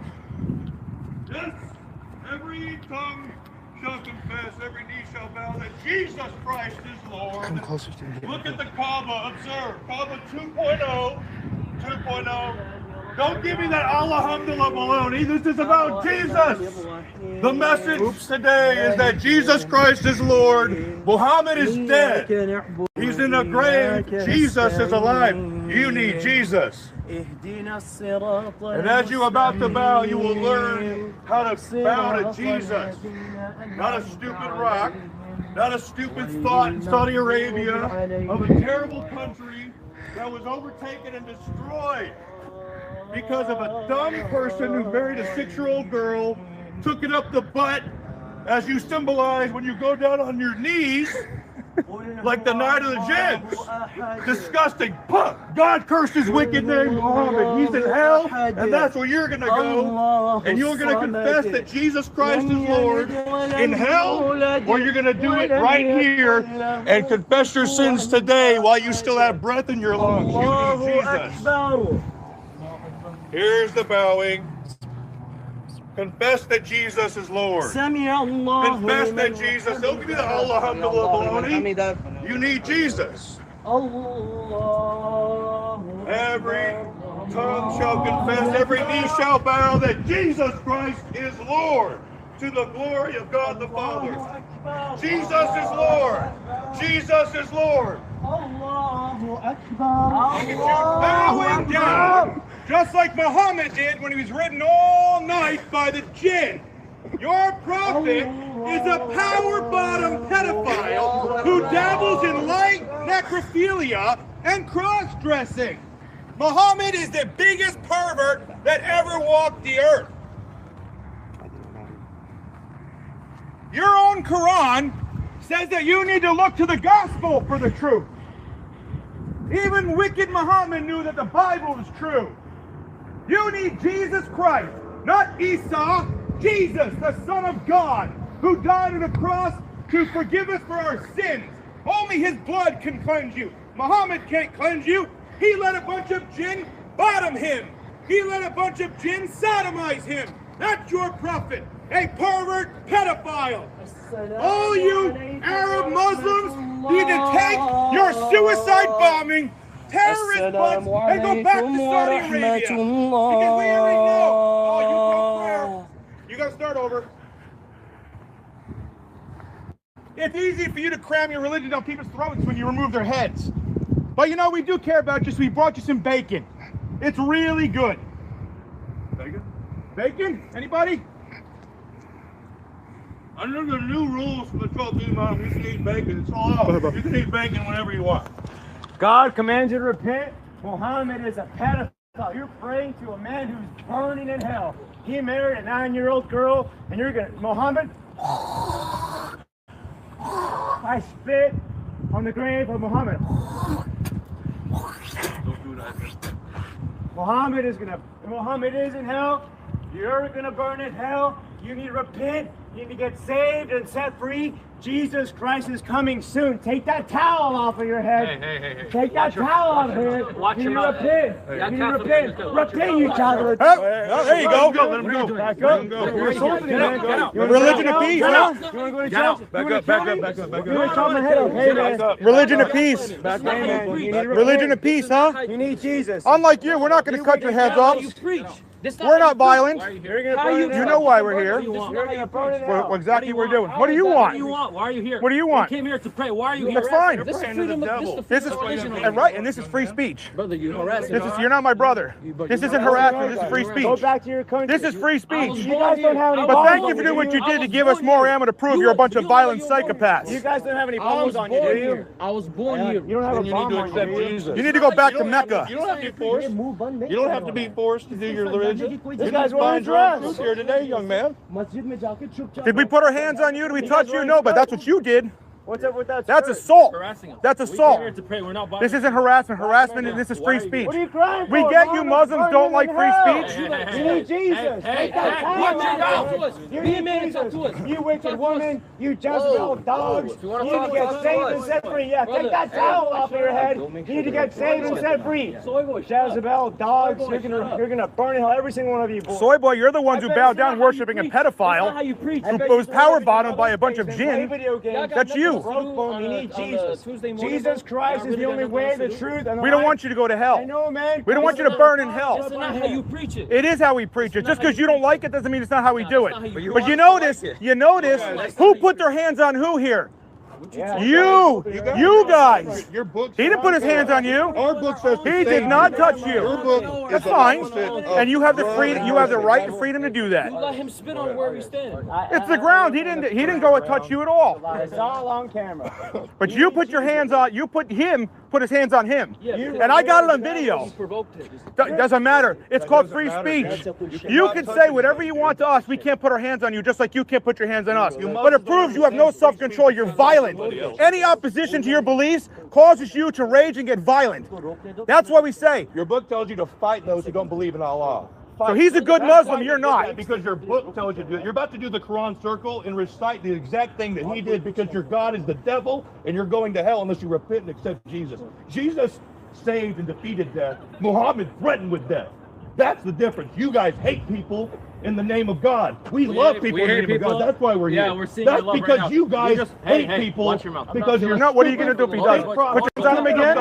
So you going to put your hands? What are you going to do? What are you going to do? Put your hands on me? What are you going to do? You going to try to power bottom me like your prophet? That is love. Love is truth. Demons tremble. It's truth, buddy. It's truth. There's a way you could. Jesus said the world hates me because I testify. He didn't. He called people dogs and swine. He called Herod a fox. You need Jesus. You Jesus Christ. Remember, demons tremble. I'm not feeling the love. That's not how you. I don't care. You guys are. If I feel the love of Islam, that means I got to lose my head. You're a child of the devil. You're not my brother. You're wicked. You're hellbound. Yeah. You can become a child of God. That's not what a brother says. You're not our brother. You're a child of the devil. You're a child of the devil. You are going to hell unless you repent. Oh, your goal is to try to be like Muhammad. Your prophet. You violate the commands of God, you go to hell and you burn. Your prophet slept with a 9-year-old, bro. When he threatened with hell if you didn't listen to him. Insulting your religion. Yeah, I am insulting your stupid pedophile murderer warlord. I insult pedophiles every day.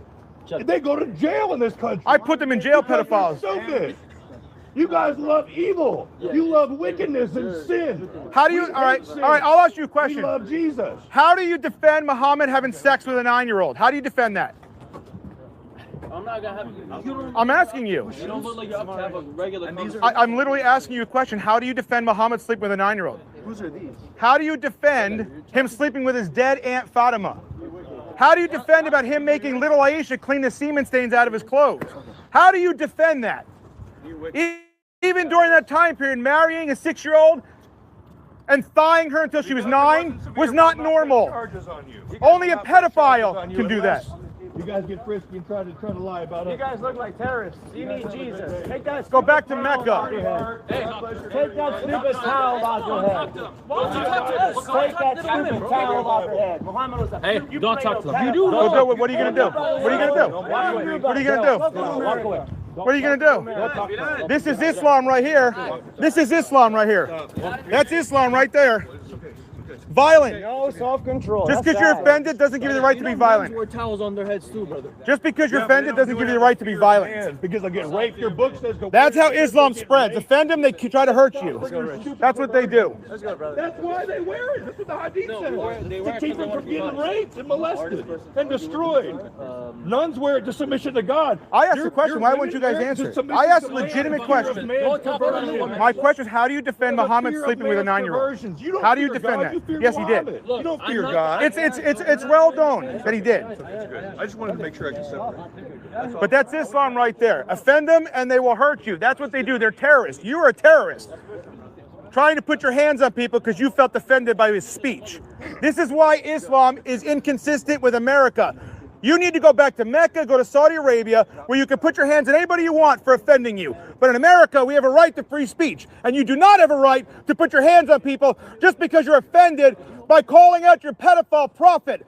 Tuh, spit on Muhammad's name. He's a scumbag, just like all you Muslim terrorists. Your guy here put his hands on somebody because you're offended by his speech. He did what the Quran says. Slay the enemy, behead them, fight them where you find them. We were in the countries many of you come from. I don't know why any woman want to be part of this religion. Because your religion is hateful. They make you sit behind them. You guys need Jesus. They make you, I can still see your face. We should only see your eyelashes. It's the most oppressive religion to women. How could you put yourself under these guys' boots? What a stupid book. Shame on you.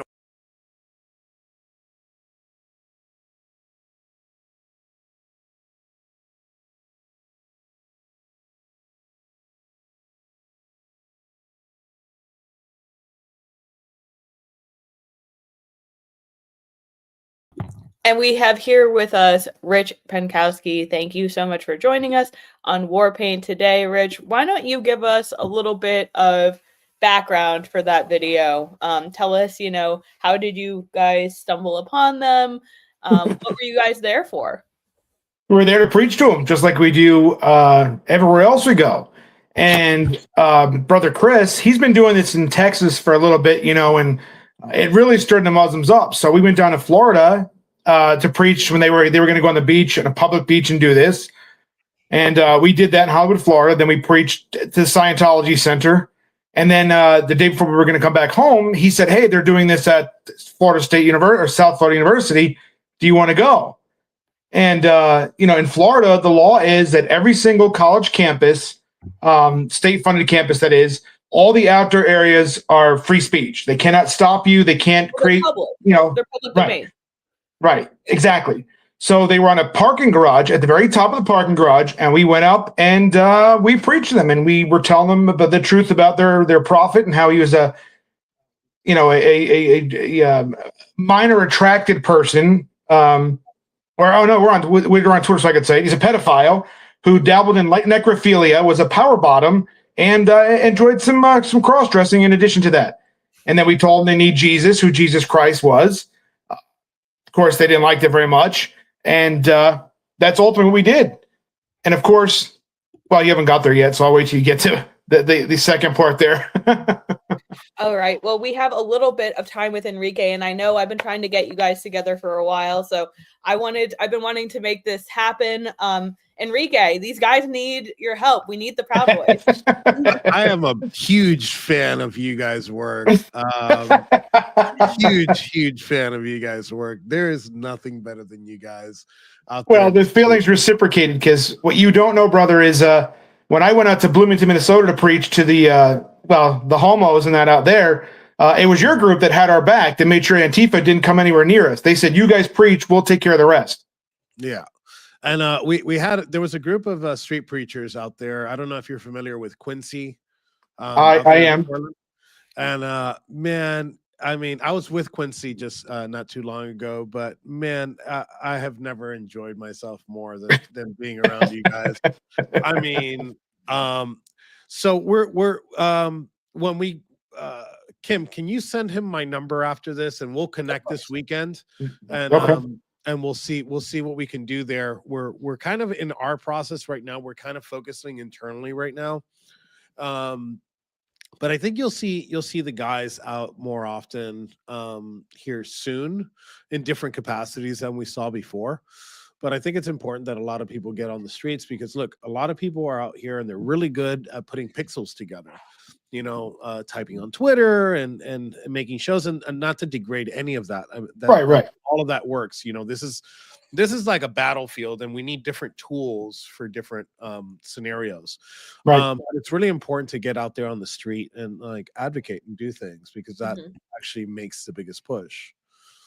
Well, look what's happening here, and most people don't realize this, is that they're trying to charge us with a hate crime on public property for hurting the Muslims' feelings.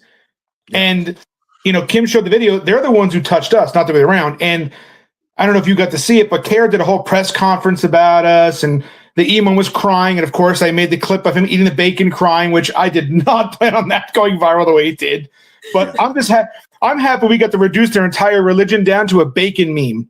But the University of South Florida Police actually are trying to charge us with a hate crime enhancement for basically preaching on a public sidewalk, is what it reduces down to. University of what? Southern Florida. Okay, and where is that university? It's in Tampa. It's in Tampa. Okay. It's wild, especially here in Florida. Well, we've gone all over the country. I mean, this isn't nothing new. I've been doing this for a decade, and I've never, and I've preached Muslim events, of course. I don't know if you know Ruben Israel, but we've gone out with him. Before he passed away, he was kind of famous for going out to mosques and Muslim events. But never have I been accused of by a government official of a hate crime for hurting somebody's feelings. Yeah. Well, I think it's a common thing now where we're going to prison for speech. Oh yeah, okay. Yeah, I forgot who I'm talking. I forgot who I'm talking to. Yeah, I think we've seen it as a common thing. Yeah. Just on the previous show, I think it's important that we kind of like get together and figure out that policy debate when it comes to free speech, right? Because and another thing that we got to do is what's practical, right? Right. Because we like to say, well, we want to weaponize it against. I don't know if you were tuned in to the previous segment, but I just see there's too much nuance in it. And when it comes to speech, I'm kind of an anarchist in some capacities when it comes to certain Right. positions of policy, and free speech is one. And I get that it could be weaponized against us, or like, you're like Tim said, and I agree wholeheartedly with Tim. Like, if you're sitting there and you're in a park at 6 a.m. and I got my kids there, like, I don't want you preaching some homo shit to them, but there has to be like some sensible, rational way to go about things. And I honestly think, well, homo stuff is different though, because that is sexual. We do have community standards. I mean, a kid can't walk into I don't know if they have them anymore, but store and pick up a pornographic magazine. They can't do that. We do limit certain exposure, especially when it comes to appealing to the pure and innocent children. So going out there and telling a bunch of kids about sodomy and whatnot, that falls into that category, I believe. And again, I've shut down 70 drag queen stores across this country and just bankrupted, an LGBT organization in Oklahoma, who, I don't know if you saw last year, I won a big free speech case at the Oklahoma State Supreme Court because they tried labeling the Bible hate speech and said that the verses I shared on my Facebook made them feel unsafe. And they actually weaponized that. And they lost, of course. But what they were trying to do is have drag shows in front of children. And we put a stop to that. And they were mad about that. Just like the Muslim man, and we call Muhammad for being a pedophile, a power bottom who cross-dressed and made his little wife clean his semen stains from his clothes. Yeah, I agree. That's why. Look, I don't have a perfect policy stance on what I would do, but like that shouldn't be allowed. I'm pretty adamant about it. Like, I don't think that should be allowed. The sexualization of children should never happen. And it's crazy to me that not only does it happen, because you can be like, well, there's a small percentage of people that do this. You could kind of put that in a box and be like, well, there's a small portion of America. But the problem is, it's not a small portion of America. It's not. Right? Because then you get the defenders of this shit that normalize, right? And anybody who normalizes, I think, is just as guilty as the people that do it. Well, the Bible says they are. The Bible says in Romans 1:32, those who do it and those who support it are both worthy of death. Both the supporter and the one who's doing it. That's biblical, what you just said. Yeah. And I think that's where we need to figure out, and I'm happy this administration's moving forward in some of its policy, but some things are more important than others. Right. And look, I go back. I agree. I think immigration is one of the biggest problems, and this is why we have these problems. I had an interview with a German socialist, right? Super cool guy. Like as a person, he's a super cool guy. In his values, he's going to hell. And I would probably imprison him if I could. I could shake his hand and be like, all right, cool. Right. Handcuffs. But, he's like, we're talking about Drag Queen Story Hour. And he's like, well, look, that's okay in Europe. It's socially acceptable in Europe and in other spots. And I'm like, and I go, well, it's a cultural problem. He goes, no, on your end, it's an education problem, right? You guys aren't educating to be people to be more open. And he came off as it came off so genuine and so like convincing that I'm like, thank God you don't fucking live here, dude. Yeah, but people like him do live here. Lots of people do. And brother, do you know the state attorney right now in Florida is reviewing the evidence against us to determine whether they're actually going to go ahead with the hate crime? But do you know what's awfully funny too? What's that? I can never pronounce his last name. Althemeyer, the AG for the Florida AG. Well, no, but I'm talking about Tampa, the state attorney who's basically the prosecutor. In there. Okay. She is a Ron DeSantis appointee. Like he appointed her to that position, and she's actually because we have an attorney, of course, who's you guys would love him because he's with us on this stuff, and he wants to sue the police when all this is over because. Number one is, do Muslims gathering at a parking garage equal religious assembly? Does that mean now when we go out there and we stand in front of Planned Parenthood or, if we go with you guys and we start preaching, isn't that religious assembly as well? Does that mean that anybody who interrupts us, we can go and have them arrested on a hate crime? Secondly, you most people don't know this, and I'm going to drop this one on you guys. University of South Florida policy says they're not supposed to be up there to have an event anyway, that they need permission, and they did not have permission, and they admitted it in the news. But because of CARE, right, the Center for American Islamic Relations, they actually went, the Hillsborough County Sheriff did a press conference with them and said that this is not free speech what we did, that we crossed the line because, you ready for this? Eating bacon in front of them is not free speech. And telling them Muhammad was a pedophile is not free speech. Actually, Enrique, do I have long? I have just a couple minute long clip. It's very brief. Do we have long enough? It's one of these, one of the guys at the event being a little bit of a crybaby. Well, I'm sure you'll. Which one? They were all crybabies. You'll see.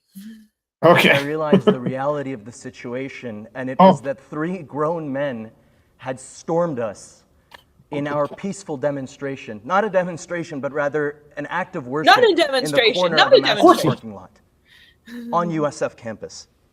They placed a box in front of us, and it had writing on it.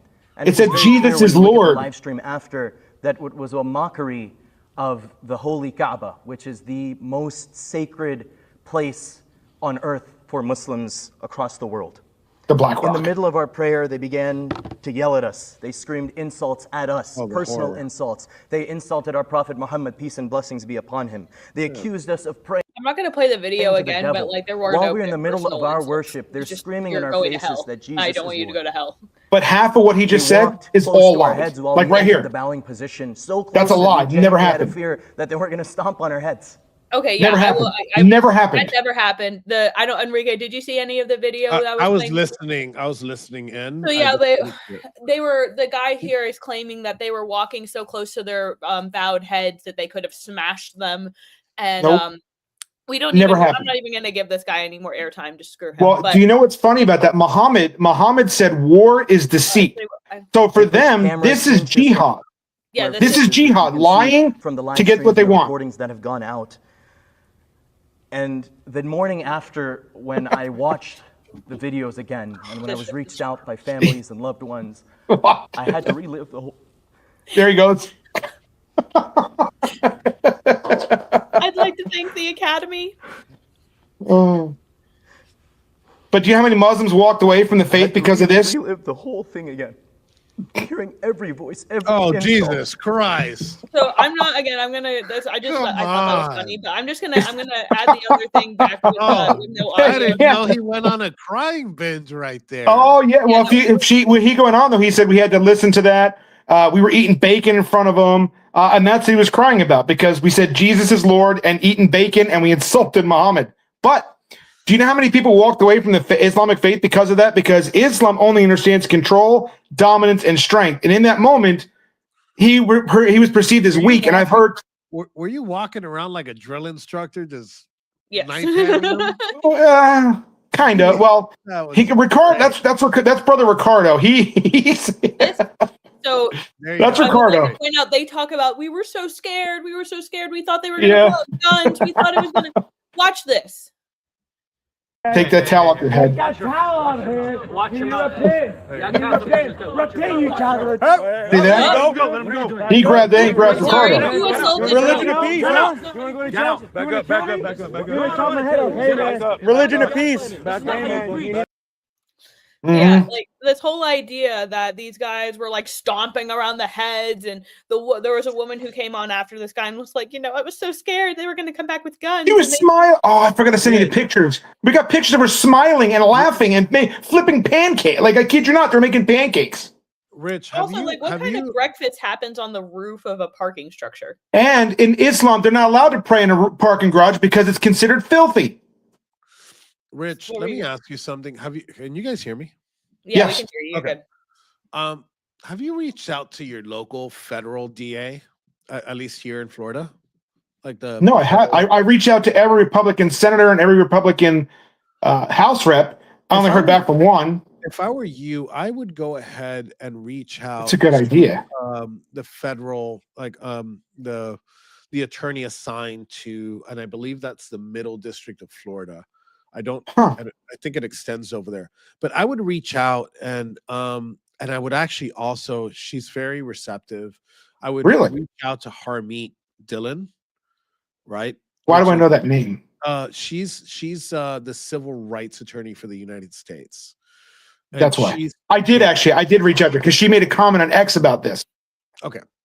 So reach out to her office. And I think that if those two avenues don't look like the path, I'd get an attorney and I filed a federal lawsuit against I'd file a lawsuit in federal court against them for violating your free speech rights. Well, not even that, but they trespassed us, right? And they trespassed us after the fact, which you can't do that. You're right. You're not allowed to trespass somebody to satisfy a complaint.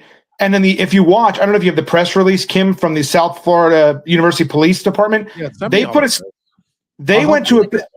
they went out there and actually made a statement, a public statement, and said that they charged us for disrupting a religious assembly, which the own imam there admitted they finished their prayer, so it wasn't disrupted, and it wasn't a religious assembly, for disrupting a school, which the school wasn't even open yet, and for disorderly conduct with a hate crime enhancement, which turns it into a felony.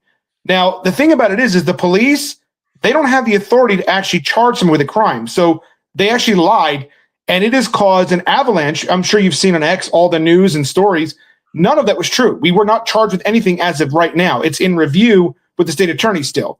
And my lawyer has sent over, a packet. They asked him, the prosecutor asked my attorney and says, now, this is the first time any of you guys are hearing this. Nobody knows this except for right now.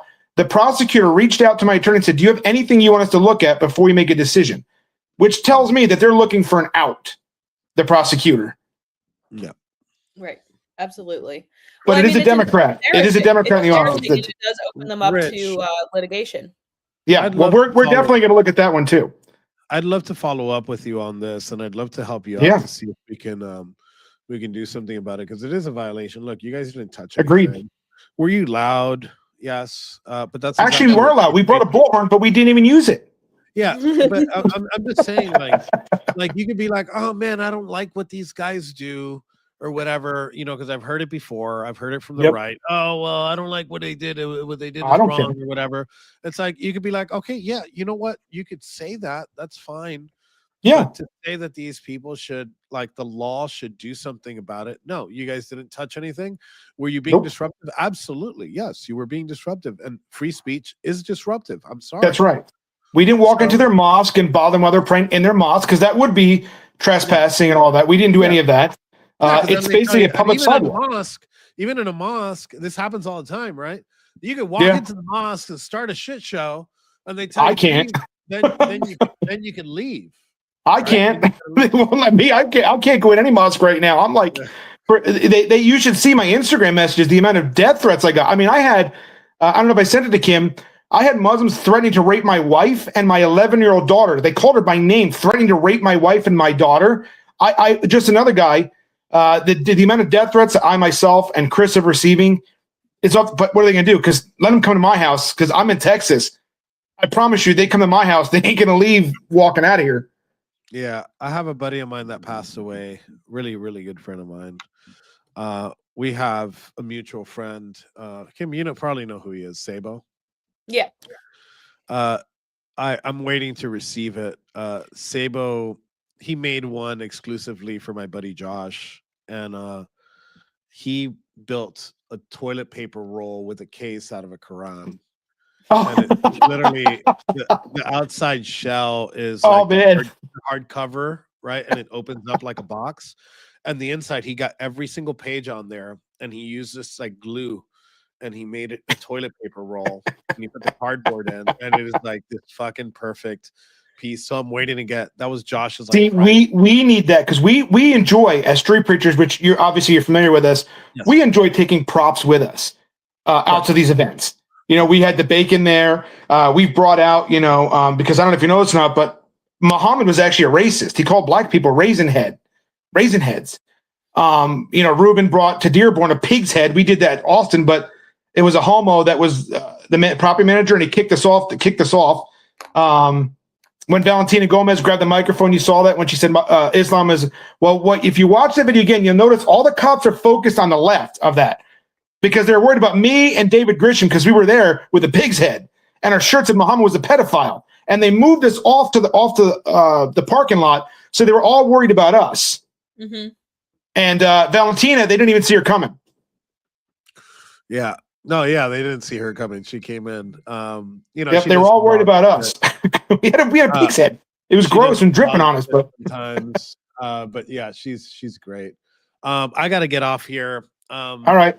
Have Yeah, I'll be in touch. Are you coming to Dallas on the 13th with Jake Long or no? No, I can't make it, man. I wish I could. I just got a lot of shit that I got to do this month. It's Christmas and it's tough. Bro, to you get tell me. We can help. Listen, we can raise money. If you want to come out anywhere and you need help with it, we can do it. Yeah. I mean, I would tell you yes, but it's just a scheduling thing that Gotcha. I have this month. Well, we probably won't be with him because what you don't know is there's another pro-Palestine event happening about 2 hours away. Do you remember the woman that was extradited here for killing soldiers and that she's in prison, got a life sentence? Yes, I remember that. Well, they're having a thing in front of where she's in jail in Fort Worth, and they're going to have a prayer thing. So we're going there on the 13th. Oh, wow. Oh shit. Okay. Let's keep in I'll touch. link you guys. Let's keep in Yeah, touch. definitely. Maybe something in January I could probably make. Well, that's what I was going to ask because we want to go to the Somali event and the big one in June. We want to go there too because the cops have made it very clear they ain't going to help us. Excuse me. Did you say you're going to go to Somalia? No, the Somali event. Oh, okay. All right. No, I'm not going to Somalia. I won't leave there. I was like, man, I mean, no, I'm not stupid. This guy's taking it to like fucking X Games of fucking street racing here. Yeah, I'm not stupid. Yeah. All right, Rich. Pleasure, All right, brother. man. Nice to meet You you, too. Kim. Love ya. Have a nice day. And Kim, call me a little bit later. I'm going to be on. Oh, just one thing. At 5. Oh, how long are you going to be on here? We'll wrap up before 5 if you need me to. No, I don't need it. I'm just gonna get on another show, so I'm not gonna plug the show I'm in. We'll watching Kim's show. We'll correct if you. By the way, by the way, you guys, just so you guys know, we have somebody watching right now who is making a documentary about me next year for Netflix and Hulu, and he's watching right now. And I told him about you already, Enrique. If I said your name right, I told him about you, and he would be interested in having you in it as well. Yeah, come on down. Thanks so much, Enrique. And tell us what show you're going to be on. They can tune in after. No. You stay here, all of you. This is the Warboy Studios, and I want you guys watching this until it ends. Kim, you roll this until the wheels fall off. Love you. I will. Thank you, Enrique. God bless. Oh shit! I almost ended stream. Don't do that. Enrique, DEI, God bless, brother. get out of here. I'm just going to remove you. There you go. See, the thing is Kim, Christians are all, because you know how many Christians came against me for this whole thing, me. A lot, I'm sure. They made videos against us. And by the way, they only did it because of the Muslim narrative, right? Because none of the media reached out to us to get our side of the story. They ran with the Muslim said. But, once my lawyer said it's time to hit back, you could see all the lies that we've been uncovering about what they told and how they did things and whatnot. And if you want, I know brother Chris. I can bring him on right now if you want to bring him too. He was the guy that dressed up like the 12 imam. Oh, please bring him on. I would love that. Okay, hold on. I'm going to minimize this for a second, so I'm not leaving. Just hold on. Let me send him the link. You're all good. All right. And while he's doing that, I'm going to remind everybody to follow us at Warboy Studios. Follow Rich over on X and their YouTube channel, The Warriors for Christ. Make sure you're following Warboy Studios on YouTube, on Rumble, on X. I think Enrique has a Telegram channel. Yeah, because I would love when those guys. Because the thing is what a lot of Christians are mad. They're upset. Oh, I wouldn't do it this way. Jesus wouldn't do it this way. I'm like, really? He would. Jesus, the guy who made a whip and drove people out of the temple, wouldn't do it. Wouldn't do this. Honestly, that's especially as I've tried to become more biblically literate. That's one of my favorite stories because that took time. Why am I not surprised? I mean, yeah, no, you shouldn't be. But I mean, like really thinking about it and like really reflecting upon that, like braiding a whip took days. And right. I just imagine Jesus sitting there. Or did he create like a rat tail, which hurts really bad too, and started whipping him with it? But I just imagine him. Well, no, it said he made a whip. Yeah. Braiding this whip, and the whole time with like righteous justice in his heart, like I'm using this. Well, not even that, but you read Revelation. It says Jesus is coming back with a sword, and he's going to kill everybody. And said the blood is going to be up to so high, it's going to be up to a horse's bride, the neck. The birds are going to eat for years of the carcasses.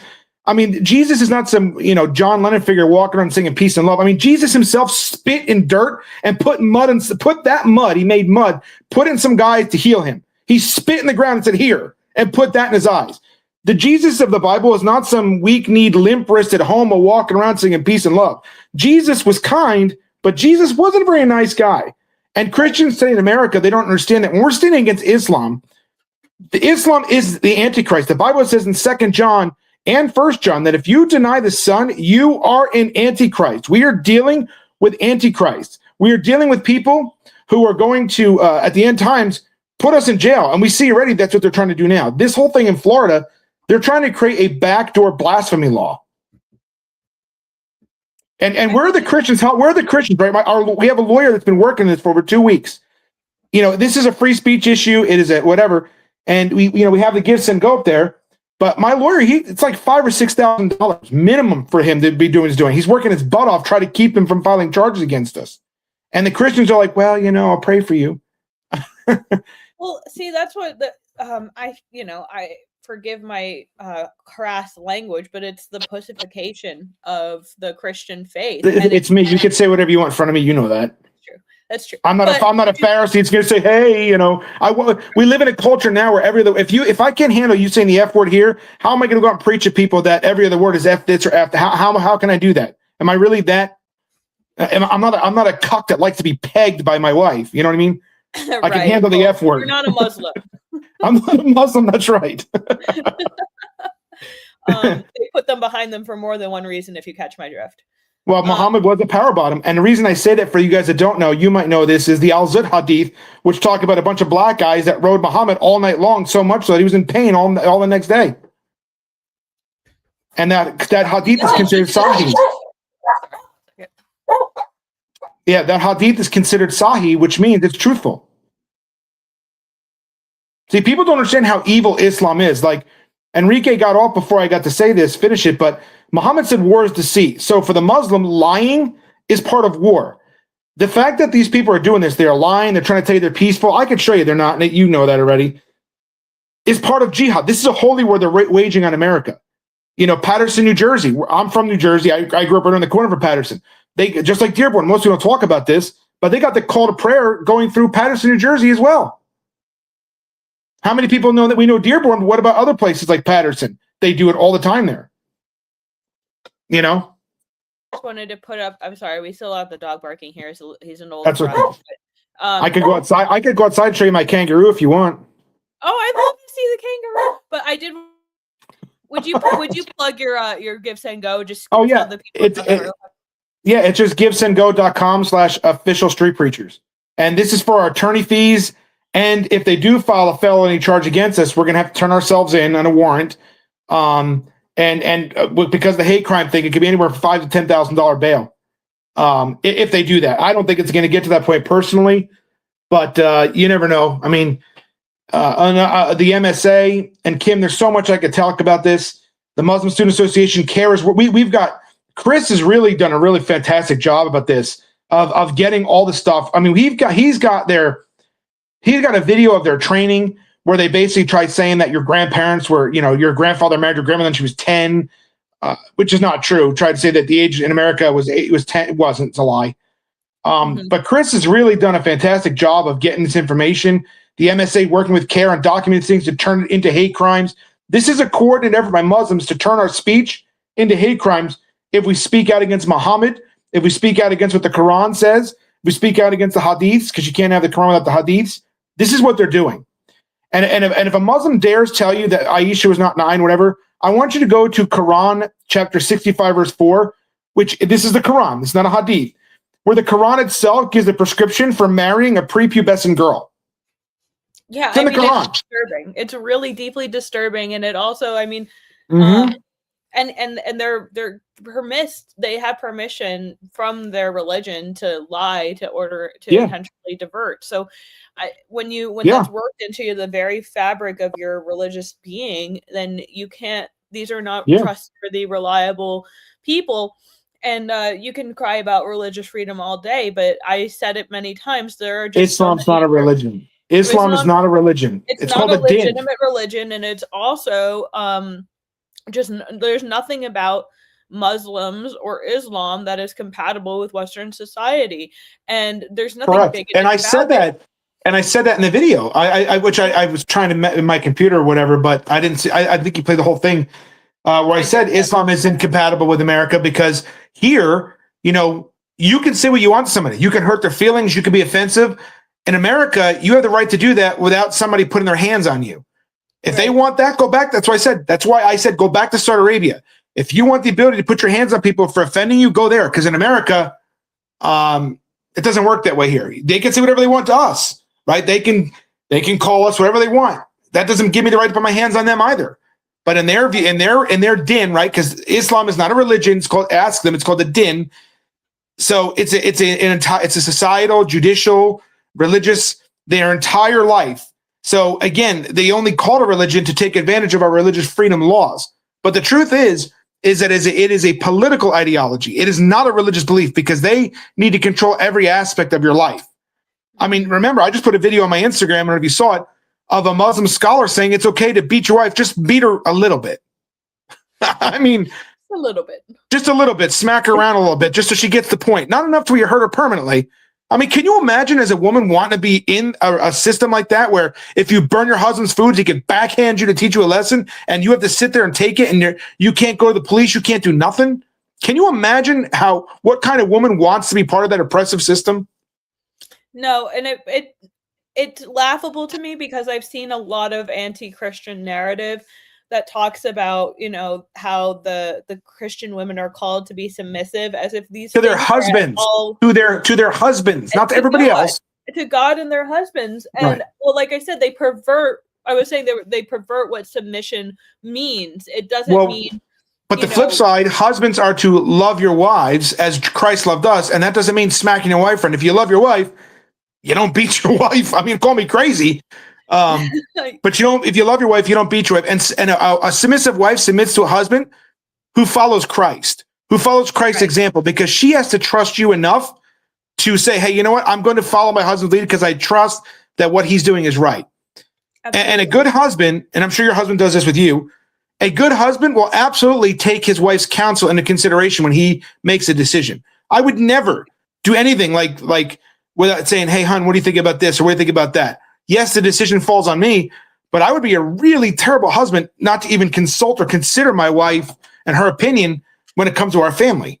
And consideration doesn't always mean you agree. And that's the role of yourself as the head of the house. You're supposed to take in opinions and decide for the better of the family what path you take. And that doesn't mean unconditional agreement with your wife. It doesn't this happy wife, happy life nonsense. No, like the family, everybody in the family needs to be happy. And people who are following God's word and people who are following specifically God's word when it comes to marital relations are generally happier people. You see, this has been proven sociologically time and time again. Religious couples, particularly Christians, tend to have happier marriages that last longer.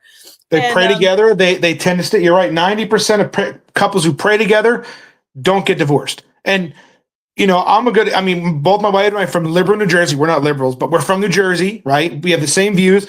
But look at we follow Christ, of course. I do what Jesus tells me to do. My wife, and I just want to give my wife kudos for this because she's well aware of what's going down in Florida. She's well aware that there's a possibility I could go to jail. And you know what? A lot of women be like, "Oh, why'd you do that?" Not my wife. My wife's like, "God, do what you got to do." This is the right thing to do for Christ. We didn't put our hands on them. She knows that the Bible talks about Christians being persecuted for our faith. And my wife has never once, in all the year I've been doing this, all the places I go, never once has she criticized me for doing this. Never once has she complained or murmured, even at the thought of me getting a felony charge for speech. Because in her view, she says, I know God's got this. I know that even if they did it in federal court, would never survive a federal challenge. But my wife has never once made this into, oh my gosh, even when they came and destroyed our cars, when they, follow us around Walmart, take our pictures, which they have done. She never once complained about it, ever. What a good woman. That's like a true godly woman, because when you're right, we are told that we will face persecution, and facing persecution it has many different faces, and one of them is scrutiny from the law. and people trying to weaponize the judicial system in order to attack Christians and in order to attack nationalists. Let's put it this way: why did Jesus and all the apostles and the martyrs of history, they were killed for their speech? Every one of them was persecuted and arrested and tried and convicted for things that they. Every one of them was convicted for speech, and now. I hear a lot from Christians. Oh, you guys, did you have to be so mean? Yeah. Yes. Because here's the thing, Muslims, and this is the Christians don't really understand our enemy in America, right? We think everybody's just all out for peace and love, and that's not true. An Arabic couple did a video, just like you're doing. She showed a video, and she herself said, what people don't understand in America is Muslims. Oh no, we lost him. The Muslims took him out. I'm sure he'll be right back. So again, it's an interesting conversation to have after the conversation with Stephen Wells, because, and I don't actually think I've ever considered it to this degree, as far as free speech is concerned. Because free speech really is a way that people have weaponized. There we go. And I know Rich understands that people have. I was just explaining. I was talking to Stephen Wells. He's a member of the National Socialists in Australia, and I was kind of having the conversation about free speech with him, and as I was just explaining again, I was bringing up his point about how, regardless of like the idea of free speech, there hasn't really not been a nation that has ever had truly free speech. And free speech in and of itself is weaponized often against people, depending on who's in power. And I think this is just another clear-cut example of that, the weaponization of free speech in order to paint it as an attack, when literally, we can play the video if you'd like, but the only person that was assaulted were you guys. So this was Ricardo. Yeah, they went to. You notice that they didn't go after me or Chris, because Chris is like 6'6", right? He's a big dude, and I'm 6 foot. You notice they didn't come after either one of us. They went after the smallest guy. Now, and I don't say that to be like disrespectful to Ricardo, of course, but he's younger. He's younger than both of us. He's shorter than both of us. But you know what? They went after him, and Muslims do that. And what I was saying before my phone cut off was, an Arabic couple did a video on us, and they're like, I wouldn't do it the way these guys did it. But in Muslim world, all they understand is strength. They when you're nice and, oh, we love you and all that stuff, they perceive that as weak. They only understand. That's why they pray in public places like that. That's right. That's exactly why they did it. Right. Rebellion. That's why you see in certain places around the world them literally laying in traffic.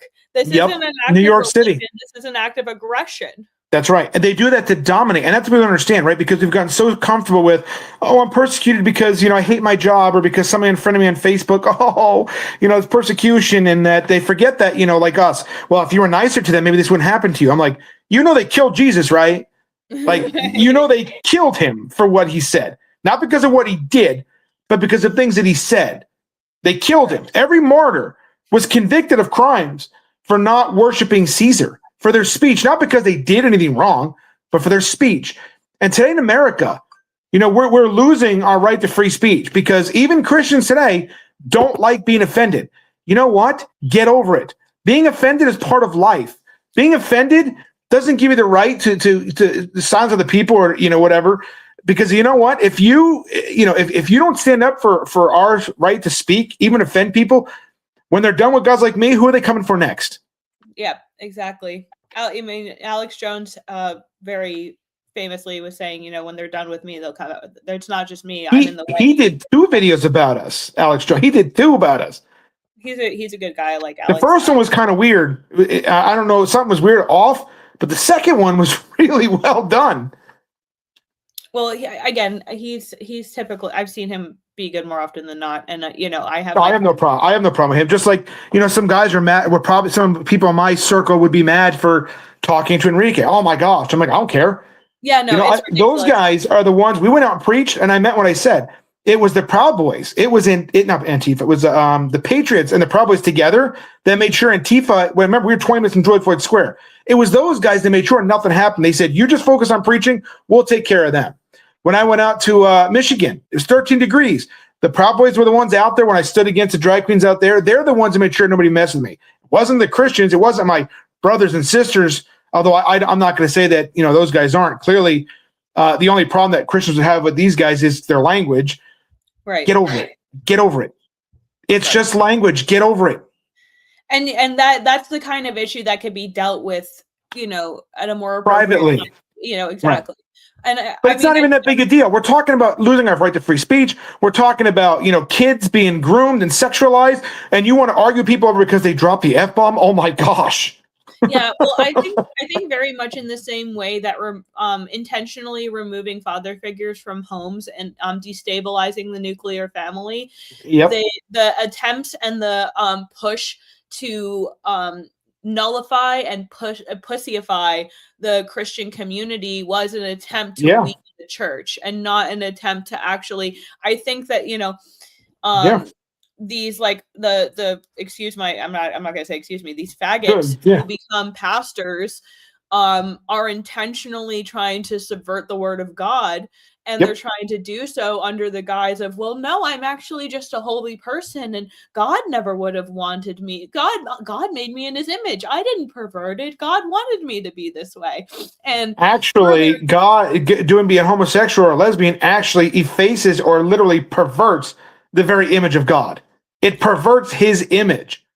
So like I said, I think that when you look at the state of the modern Christian church or the modern Catholic church with the rainbow flags and the females in charge and the the whole like hippified God is peace and never vengeance or war or hardships. Not the God I read about. To dismantle the church and to make sure that the people within the church are so weak that when people come to conquer them, they won't fight. They'll just say, "Oh, I'm sorry." Like it's the white guilt thing. It's like, "Oh, I'm sorry, I'm white. Do whatever you want to me because I'm such a bad person. I'm sorry, I'm a Christian. I don't want to, offend you. So please take my church and turn it into a mosque.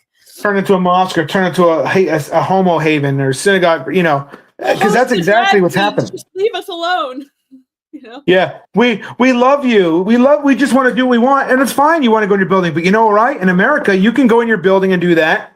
But I have the right to stand on the public sidewalk and tell you what a filthy, disgusting pervert you are, what a child groomer you are. I mean, America has become the number one consumer of child pornography in the world. The number one consumer of child pornography. And in Washington County, Oklahoma, specifically where we were going after, where we defended our right to free speech against the homos there, they had a huge rise in homosexuality and drag queen stuff happening there. And do you know what also happened to go on the rise there? Child pornography. Child pornography. There's Brother Chris. Brother Chris, welcome to WARPAINT. Why don't you tell everybody? Chris, this is Kim. Kim, this is Chris. It's very nice. Hi, Kim. So you were in the famous video. Why don't you tell us a little bit about that? He's the 12th imam. That's the 12th imam right there. I'm the 12th imam. I'm the 12th. I was the 12th imam in the video. I've been preaching the gospel of Jesus Christ now for about 3 or 4 years at college campuses, and just so happened that day we had a really interesting event, as probably many people here know, but it was very fun type of preaching. But we started out doing it about 4 months ago, preaching at University of North Texas whenever Muslims got together for like the week of rage is what they called it. So it was so they were basically enraged about whenever Israel attacked them for destroying and raping their their children and families. And so I thought it was very fitting, good place to preach the gospel of Jesus Christ while they were praying to the devil and bowing down to the east towards Mecca. So, and of course we found out from them and everybody else, they played the victim, tried to libel and slander us all across the globe. And I believe it's kind of turned itself on its head. They overplayed their hand, and nobody believes anything they have to say anymore because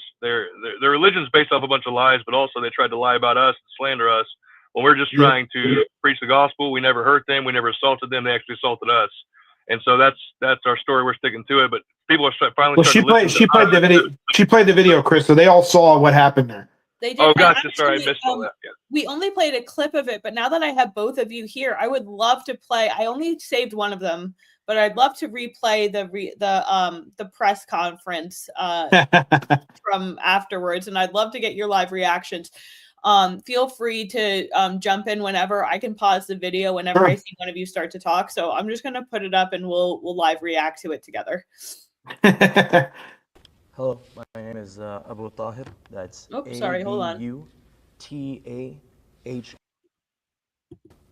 That's the press conference. Yeah, For years now, the USF MSA has had a tradition of hosting a Fajr and breakfast event where we do the morning prayer, and then afterwards we have a short Quran study, and then we all join each other for breakfast. And we've done it for years with no issue, and it's always been a peaceful event. On Tuesday, around 6:30 in the morning, 11 of us gathered the same way we always do, and we proceeded with the dawn prayer. I was leading the prayer, and we had a plan, of course, as always, to have our Quran study after. A few minutes into the prayer, I heard a few footsteps around me, and I just assumed it was another student joining the congregation. But then I started to see movement in front of me. And very quickly I realized the reality of the situation, and it was that 3 grown men had stormed us. So just real quick, he says he said 3 grown men stormed him. What exactly is he? Right. Must be a bearded child, I guess. But I thought it was hilarious. Whenever this guy, he literally was standing right in front of us, and at some points it seemed encouraging people to talk to us, never shoving them away, never telling us, watch out, we're in danger, never sounding the alarm about the storming we supposedly did. Storming because you practically tiptoed up to him. Right. Yeah. And they called it storming. Right. He literally had to hold people back from getting too close to us almost the entire time. Like if you watch the video. So it's completely backwards. Almost every accusation they made of us, they did themselves. Well, it's funny. They use hyperbole is what's happening. Oh yeah, so absolutely. Remember the video, storming up was literally just them casually walking up to these people on a public roof. You know? That's it wasn't even, it was the partner. But my point is that he said 3 grown men. Every single one of them has a obviously he's probably the oldest of the group. The other ones are, so are they saying that a group of 20-some-odd-year-old college students are not men? Are they not grown men? If they're not grown men, maybe they need to go back home and live with mommy and daddy. Yeah, exactly. I totally agree. All right, I'm going to keep playing. I'm just saying. Not a demonstration, but rather an act of worship in the corner of a massive parking lot on USF campus.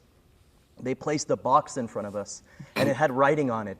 And it was very clear when you look at the live stream after that it was a mockery of the Holy Kaaba, which is the most sacred place. Now, remind me, it said Jesus Christ is Lord or something like that?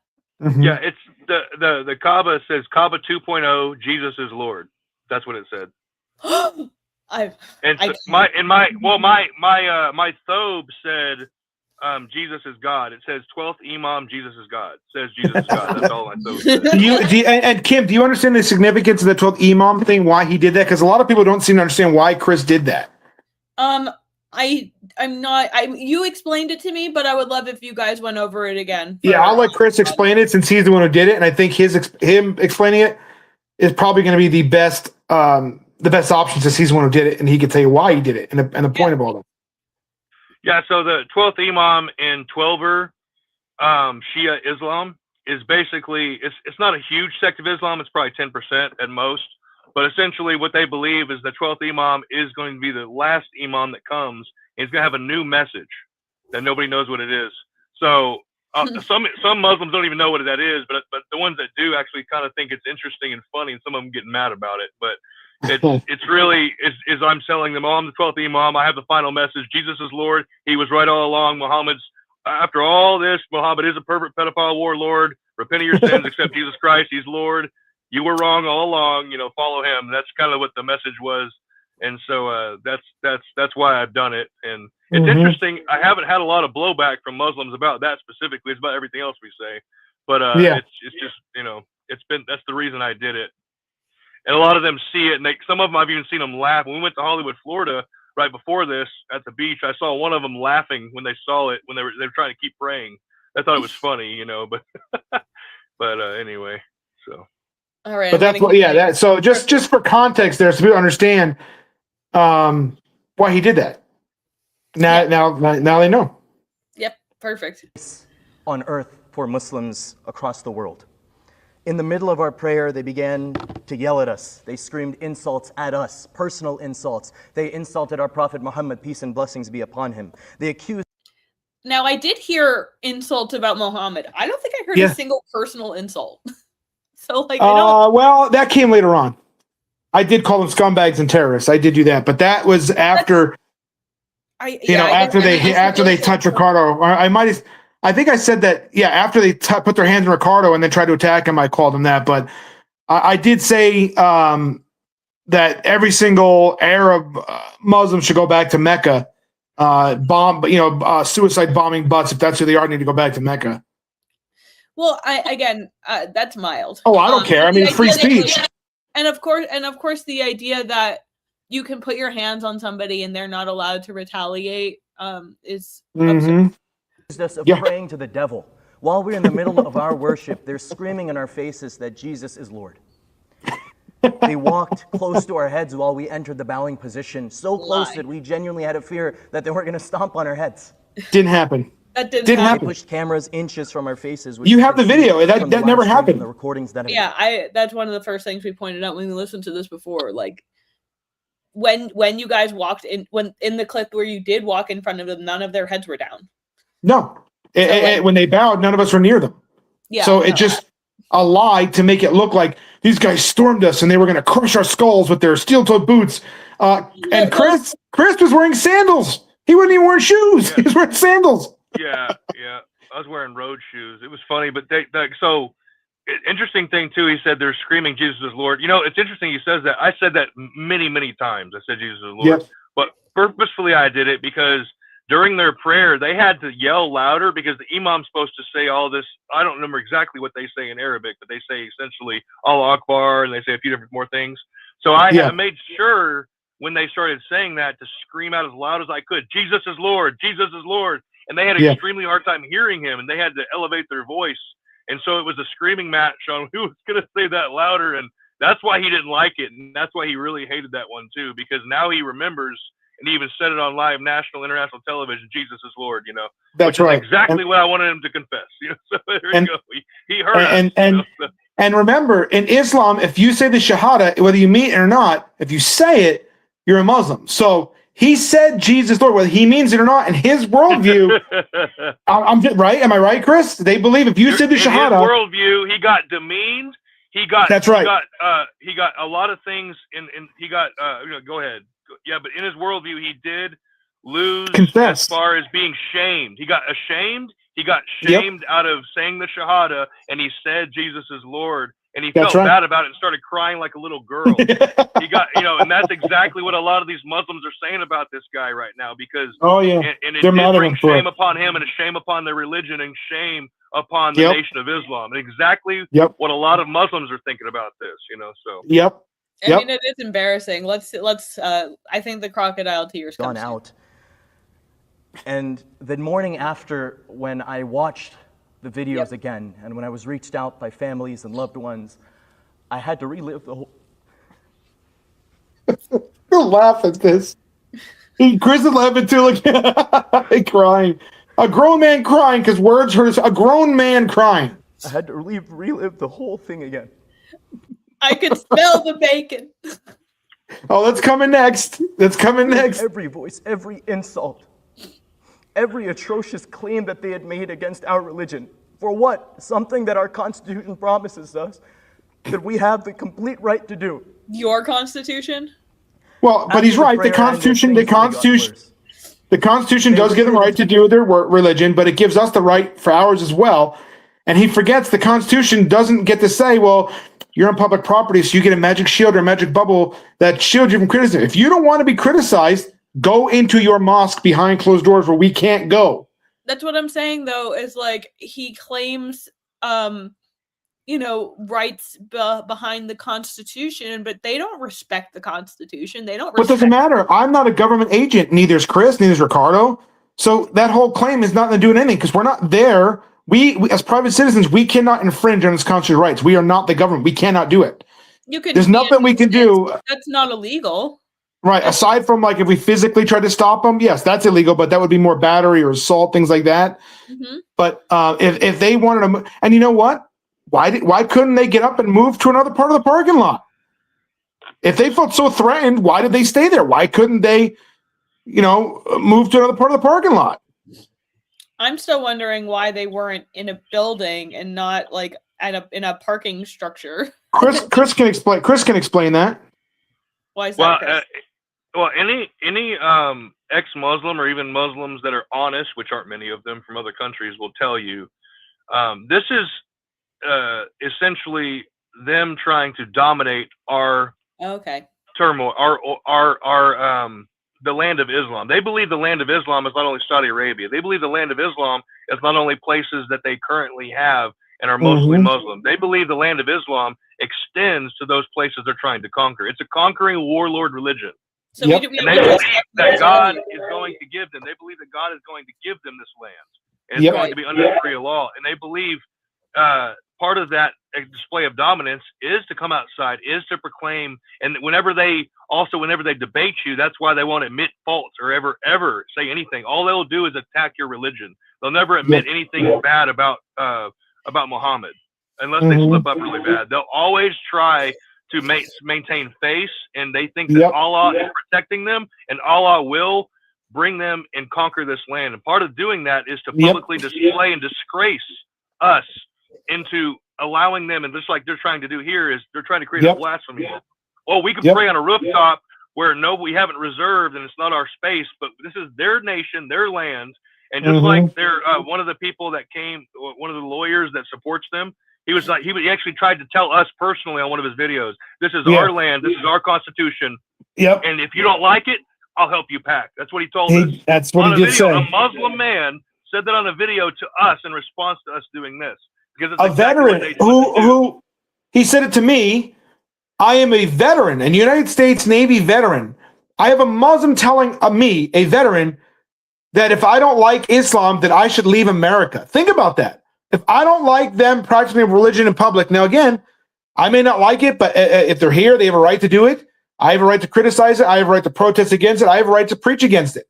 But a Muslim was telling me, a disabled veteran, United States veteran, that I should leave my country, that I fought for the rights for him to do that, telling me I should leave if I don't like them coming to get, doing what they do. No. How insane is that? It's insane, and it's just totally the antithesis of anything like American and like truly part of our value system. Yep. I'm going to keep playing the video. We don't have that much time left anyway. Until the prayer ended, and once we were able to look up from our prayer, because the nature of our prayer is such that we can't turn around, we can't move until the prayer is over. We had a thought in our head: do we break the prayer? Do we end the prayer to address whatever's going on to ensure that we all leave safe, we all go home safe? But we had finished the prayer regardless. And after hear that? That's important right there, Kim. To see they finished the prayer. So they're trying to charge us with interrupting or disrupting a religious assembly. Number one, it's not a religious assembly. Number two, he admitted 3 times that they finished the prayer. And Florida law says in order to disrupt a religious assembly, you have to do something to impede it or stop it or whatever. He admitted that never happened. They're not very bright. And taunting us in our faces with bacon, which is, as everyone will know, a clear violation of bacon is Islamic delicious. Dietary restrictions. They were offering it to us, saying that certain scholars have made it permissible now and making it a complete mockery of our jurisprudential approach in our religion. The entire time the question was running in our head, is this individual armed? Does this individual want to hurt us? These are 50-year-old grown men, more than double our age. They have a foot on me. Oh no! We had no idea whether we were going to leave their seat. Oh no! There's 11 of them and 3 of us. There's 11 of them and 3 of us for 13 minutes, and you can look up any live stream on YouTube. Finally, they left. They departed. They departed. And we had to sit there and wait to see if they were going to come back. And They were flipping pancakes. if They were gonna come flipping back, were they gonna come pancakes back with before we something even worse? left. Were they going to come back with more ill intentions? They were coming after us. This is nothing short of absolutely disgusting. And that is actually the most apt description I can give of such a thing. What happened That's that right. Tuesday morning? So Americans exercising our First Amendment rights, both religious and speech, to this Muslim, think about this. This is what Christians understand. He's saying that us exercising our First Amendment rights is disgusting. That's what he said. Yeah. No, it's absolutely insane. Like, And Chris, would you think it's fair to say that this guy is saying in this moment right here that their religion supersedes our constitutional rights? That's what he's saying. That's how I got it. The religion Even and more their than that, feelings. he thinks not just that. He thinks that what we have done in speaking out against his is worthy of felony charges. And That's so right. And that's exactly what this whole thing is about making us not only like misdemeanor assault type charges. He's talking about extreme felony hate crime charges against us Right. for speaking against his religion and proclaiming Jesus as Lord. Right. And so that's all we did, and that's what our crime should be according to them, all of them. Right. So. None of us said that it should be a crime for what by them sitting there praying in a parking garage. Well, I think it's stupid. Hey, whatever. I refuse to let this be a temporary step in one direction that just lasts for 3 weeks while it's a trending topic. And when the headlines go down, so does this movement. Yes, and it has. I'm genuinely afraid. I A was born movement. and They're raised trying in to start a Tampa, movement Florida. here. I might look a little But it different. wasn't a well. demonstration. I've had a very, very great childhood right here in Tampa, Florida. I grew up with a lot of the people that I'm looking at right now. And yet he wants to change that. He had a great childhood growing up here, but he wants to make it different for your kids. Exactly. He doesn't see the irony Being in able that. to practice our faith and the right to practice our faith in peace. I am genuinely Hold on there a second. Nowhere does it say you have a right to practice your religion in peace. You have a right to practice your religion. This is true, but nowhere does it say in peace because again, I don't think it was unpeaceful. We did. It was peaceful, and there was no. Well, we weren't violent, but we have. Again, so their definitions don't bother us. So based on his definition, no, you don't have a right to practice your religion in peace. You have a right to practice your religion without the government stopping you, but you don't have the right to practice your religion without us practicing ours as well. Especially if you're going to do it in public. Exactly. On public property, which SFU has made it very clear that parking garage is open it's a public forum. It is state funded property. If it was not, we wouldn't have gone. Correct, Chris? If we were not allowed on there, if it was private, we wouldn't have done it. Yeah, we researched things very thoroughly. You have to when you're in this line. Yes. That my children might have to grow up, and if this doesn't stop today, and it doesn't stop now. Thank you so much. He cried over bacon. That's A-B. Yeah, He cried. He cried over bacon. We turned their entire religion. There's this guy Dan, and Chris probably knows who he is better than me. He's a Muslim apologist. He did a video making fun of the imam about crying. He's like, "You're saying there were 12 of you and 3 of them, 12 of you and 3 middle-aged guys, and you were afraid of them." Mm-hmm. No, the guy in the flip flops was gonna stomp your heads in. The guy in the flip flops. Yeah, Chris, I'm not gonna lie though, Chris is a pretty big dude. He's 6'6". He's a big guy. Yeah, I'm a big guy, but I keep my space from people because of that. I don't want to intimidate them. But there was nothing any of us did that was intimidating, And it was always whenever they approached us, we always put our hands up. Whenever it was always backing up, and that's something you have to do with an appearance of because they're going to do this. So just think about what would have happened if whenever he attacked us, if we would have fought back. Yeah. That's why you would have been painted the way they paint the Proud Boys. Proud Boys literally. They sent those 2 guys in New York to prison because they retaliated against getting bottles of piss thrown at them. Yeah, which I would have done too. I would have took a bait. You're right, but that's where we are today because, at the end of the day, my main message to everybody is, Christians need to stop being so pansied. You need to stop worrying about what people think about you and stop worrying about, oh my gosh, the Bible says they're supposed to hate you, right? The Bible says the entire world is going to hate you because they hated Christ first. We're dealing with Antichrist, literal Antichrist here. And you want to be their friends? No, we can't be their friends. We want them saved, of course. We want them into the kingdom of God, yeah. But there is no compromising with evil. And that's what they are. They're evil. At the end of the day, there is only one judgment that matters. And that's My not the judgment judgment of your local politicians. That's not the judgment of the president or the attorney general or some Joe Blow down the street. Right. It's God has final judgment. And there, people will say, I know you guys have deal with this ad nauseum, but it's one of those, when you speak up against stuff like this and when you take a firm hand, people say, aren't you worried about God's judgment? Yeah, I'm perfectly comfortable sitting before God and confessing that I am a sinner and I have done wrong. But ultimately, my goal is to live the best life that I can in order to fulfill his word and in order to live how he prescribes us to live. And I don't know I don't know the future of my soul. I cannot say for sure. All I know is that I believe that God is our Lord, and I believe. Well, if you believe that, then you can say for sure you're going to heaven. That's the thing. Like when you're a Christian, you're saved. You can say without a doubt, yes, I will spend eternity in heaven. As long as I acknowledge that I have lived as a sinner. I've acknowledged that I live an imperfect life and that I learn through these imperfections, and I try to learn from people like you guys, and I try to take in what I can, and I do feel more secure in my ending up in heaven because I am a woman of faith. But like I said, this idea that God wouldn't want you to be mean. God wouldn't want you to expel people who are dangerous and evil. He made it rain fire. He made it rain fire in cities and made it the land can't even be inhabited again. But he's not mean. No, he's not mean. And he turns down people who are mean.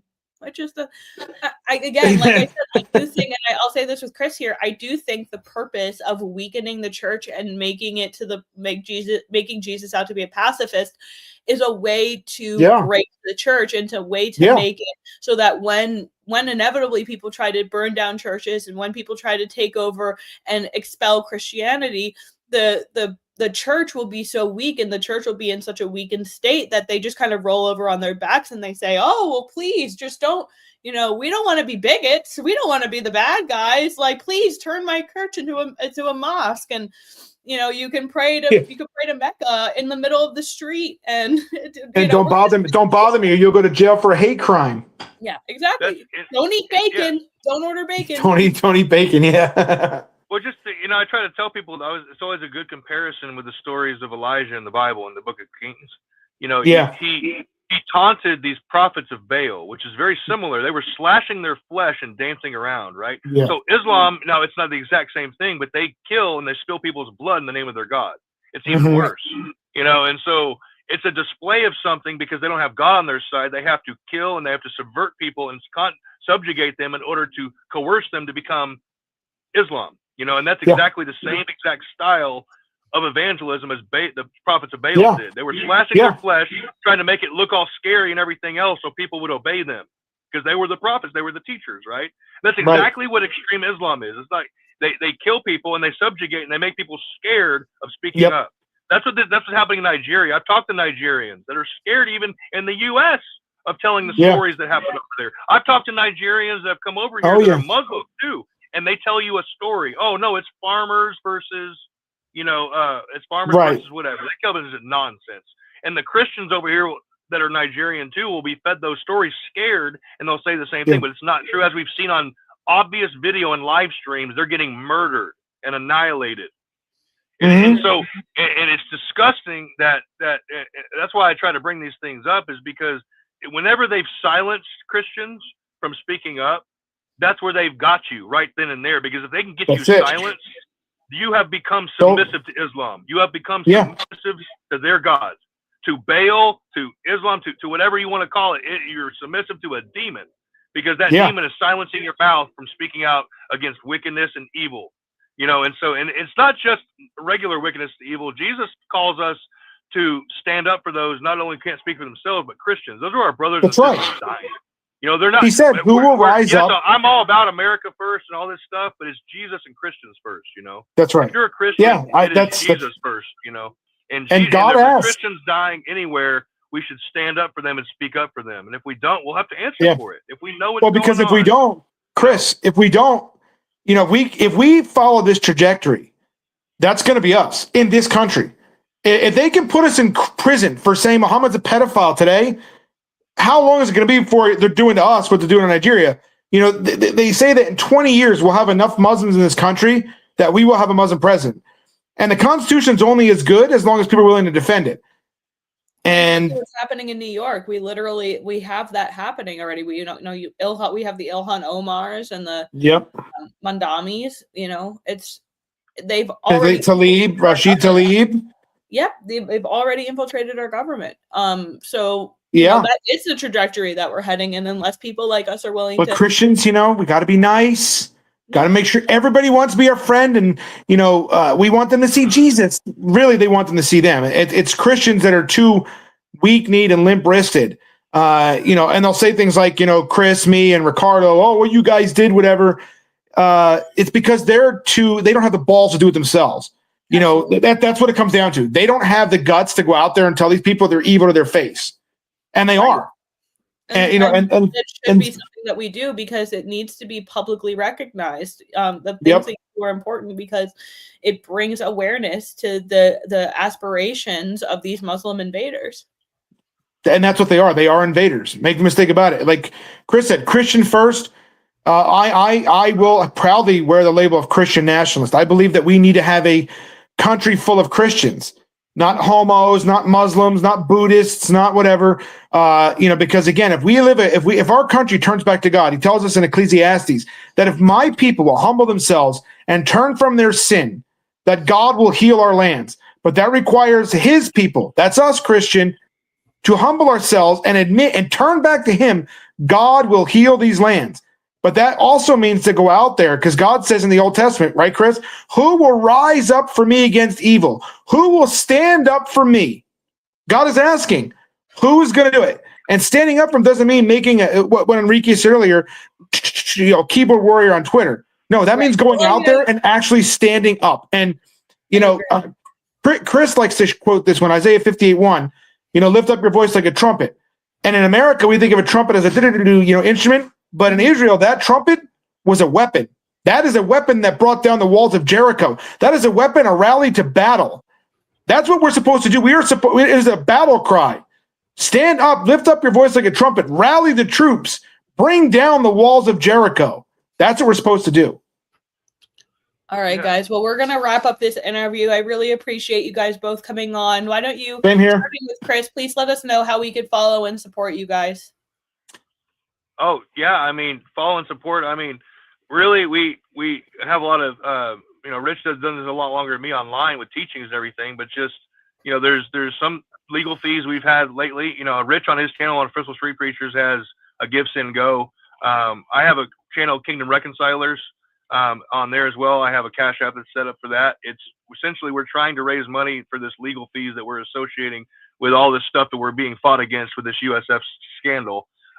That's happening. So that would really support and help us right now, but also with prayers, and we're helping. And we love people to come out too, not just, you know, if you want to connect with us, we want to start a movement. We want to start sending people out, because as in Islam, their great adventure is to go into the world and destroy. Our great adventure as Christians is to go into the world and preach and to give the message of Jesus Christ, you know, and that's how exactly. And we are longing for people to obey Jesus Christ. And however make preaching great again. Right. And we're giving them what with a message. We're not giving it with force. You know, we're giving it with a message. And so that's what our that's what we like to do, and what we try to do is support people as well and come alongside and help them too if they want to reach out. We love doing that. Both of us do. I know that. So yep, amen. Yeah, coming out with us and standing with us is more, because when people see that, this stuff stops. You know, we get people to join us at these preaches that we do. We always publicize where we're going, except for this Muslim thing. We didn't do that. Chris kind of found this one out last minute, but still, most of the time we go out and preach somewhere, we're very public about it because we want Christians to join us. You want to change this country, honestly, and for the better. That requires getting out of the safe space of the church. That requires you doing more than typing on Facebook or X. That requires you getting your butt out there and doing something and saying something and standing up for God, standing up for the truth. Because if we don't, we're going to lose our country. Simple as that. All right. Thank you guys. Alrighty. Warriors for Christ. As always, you're welcome on Warpaint, and God bless you. Thank you for tuning into today's episode. As always, please follow all of our guests and follow us at Warboy Studios. This has been today's edition of Warpaint, and I hope that you wore it well.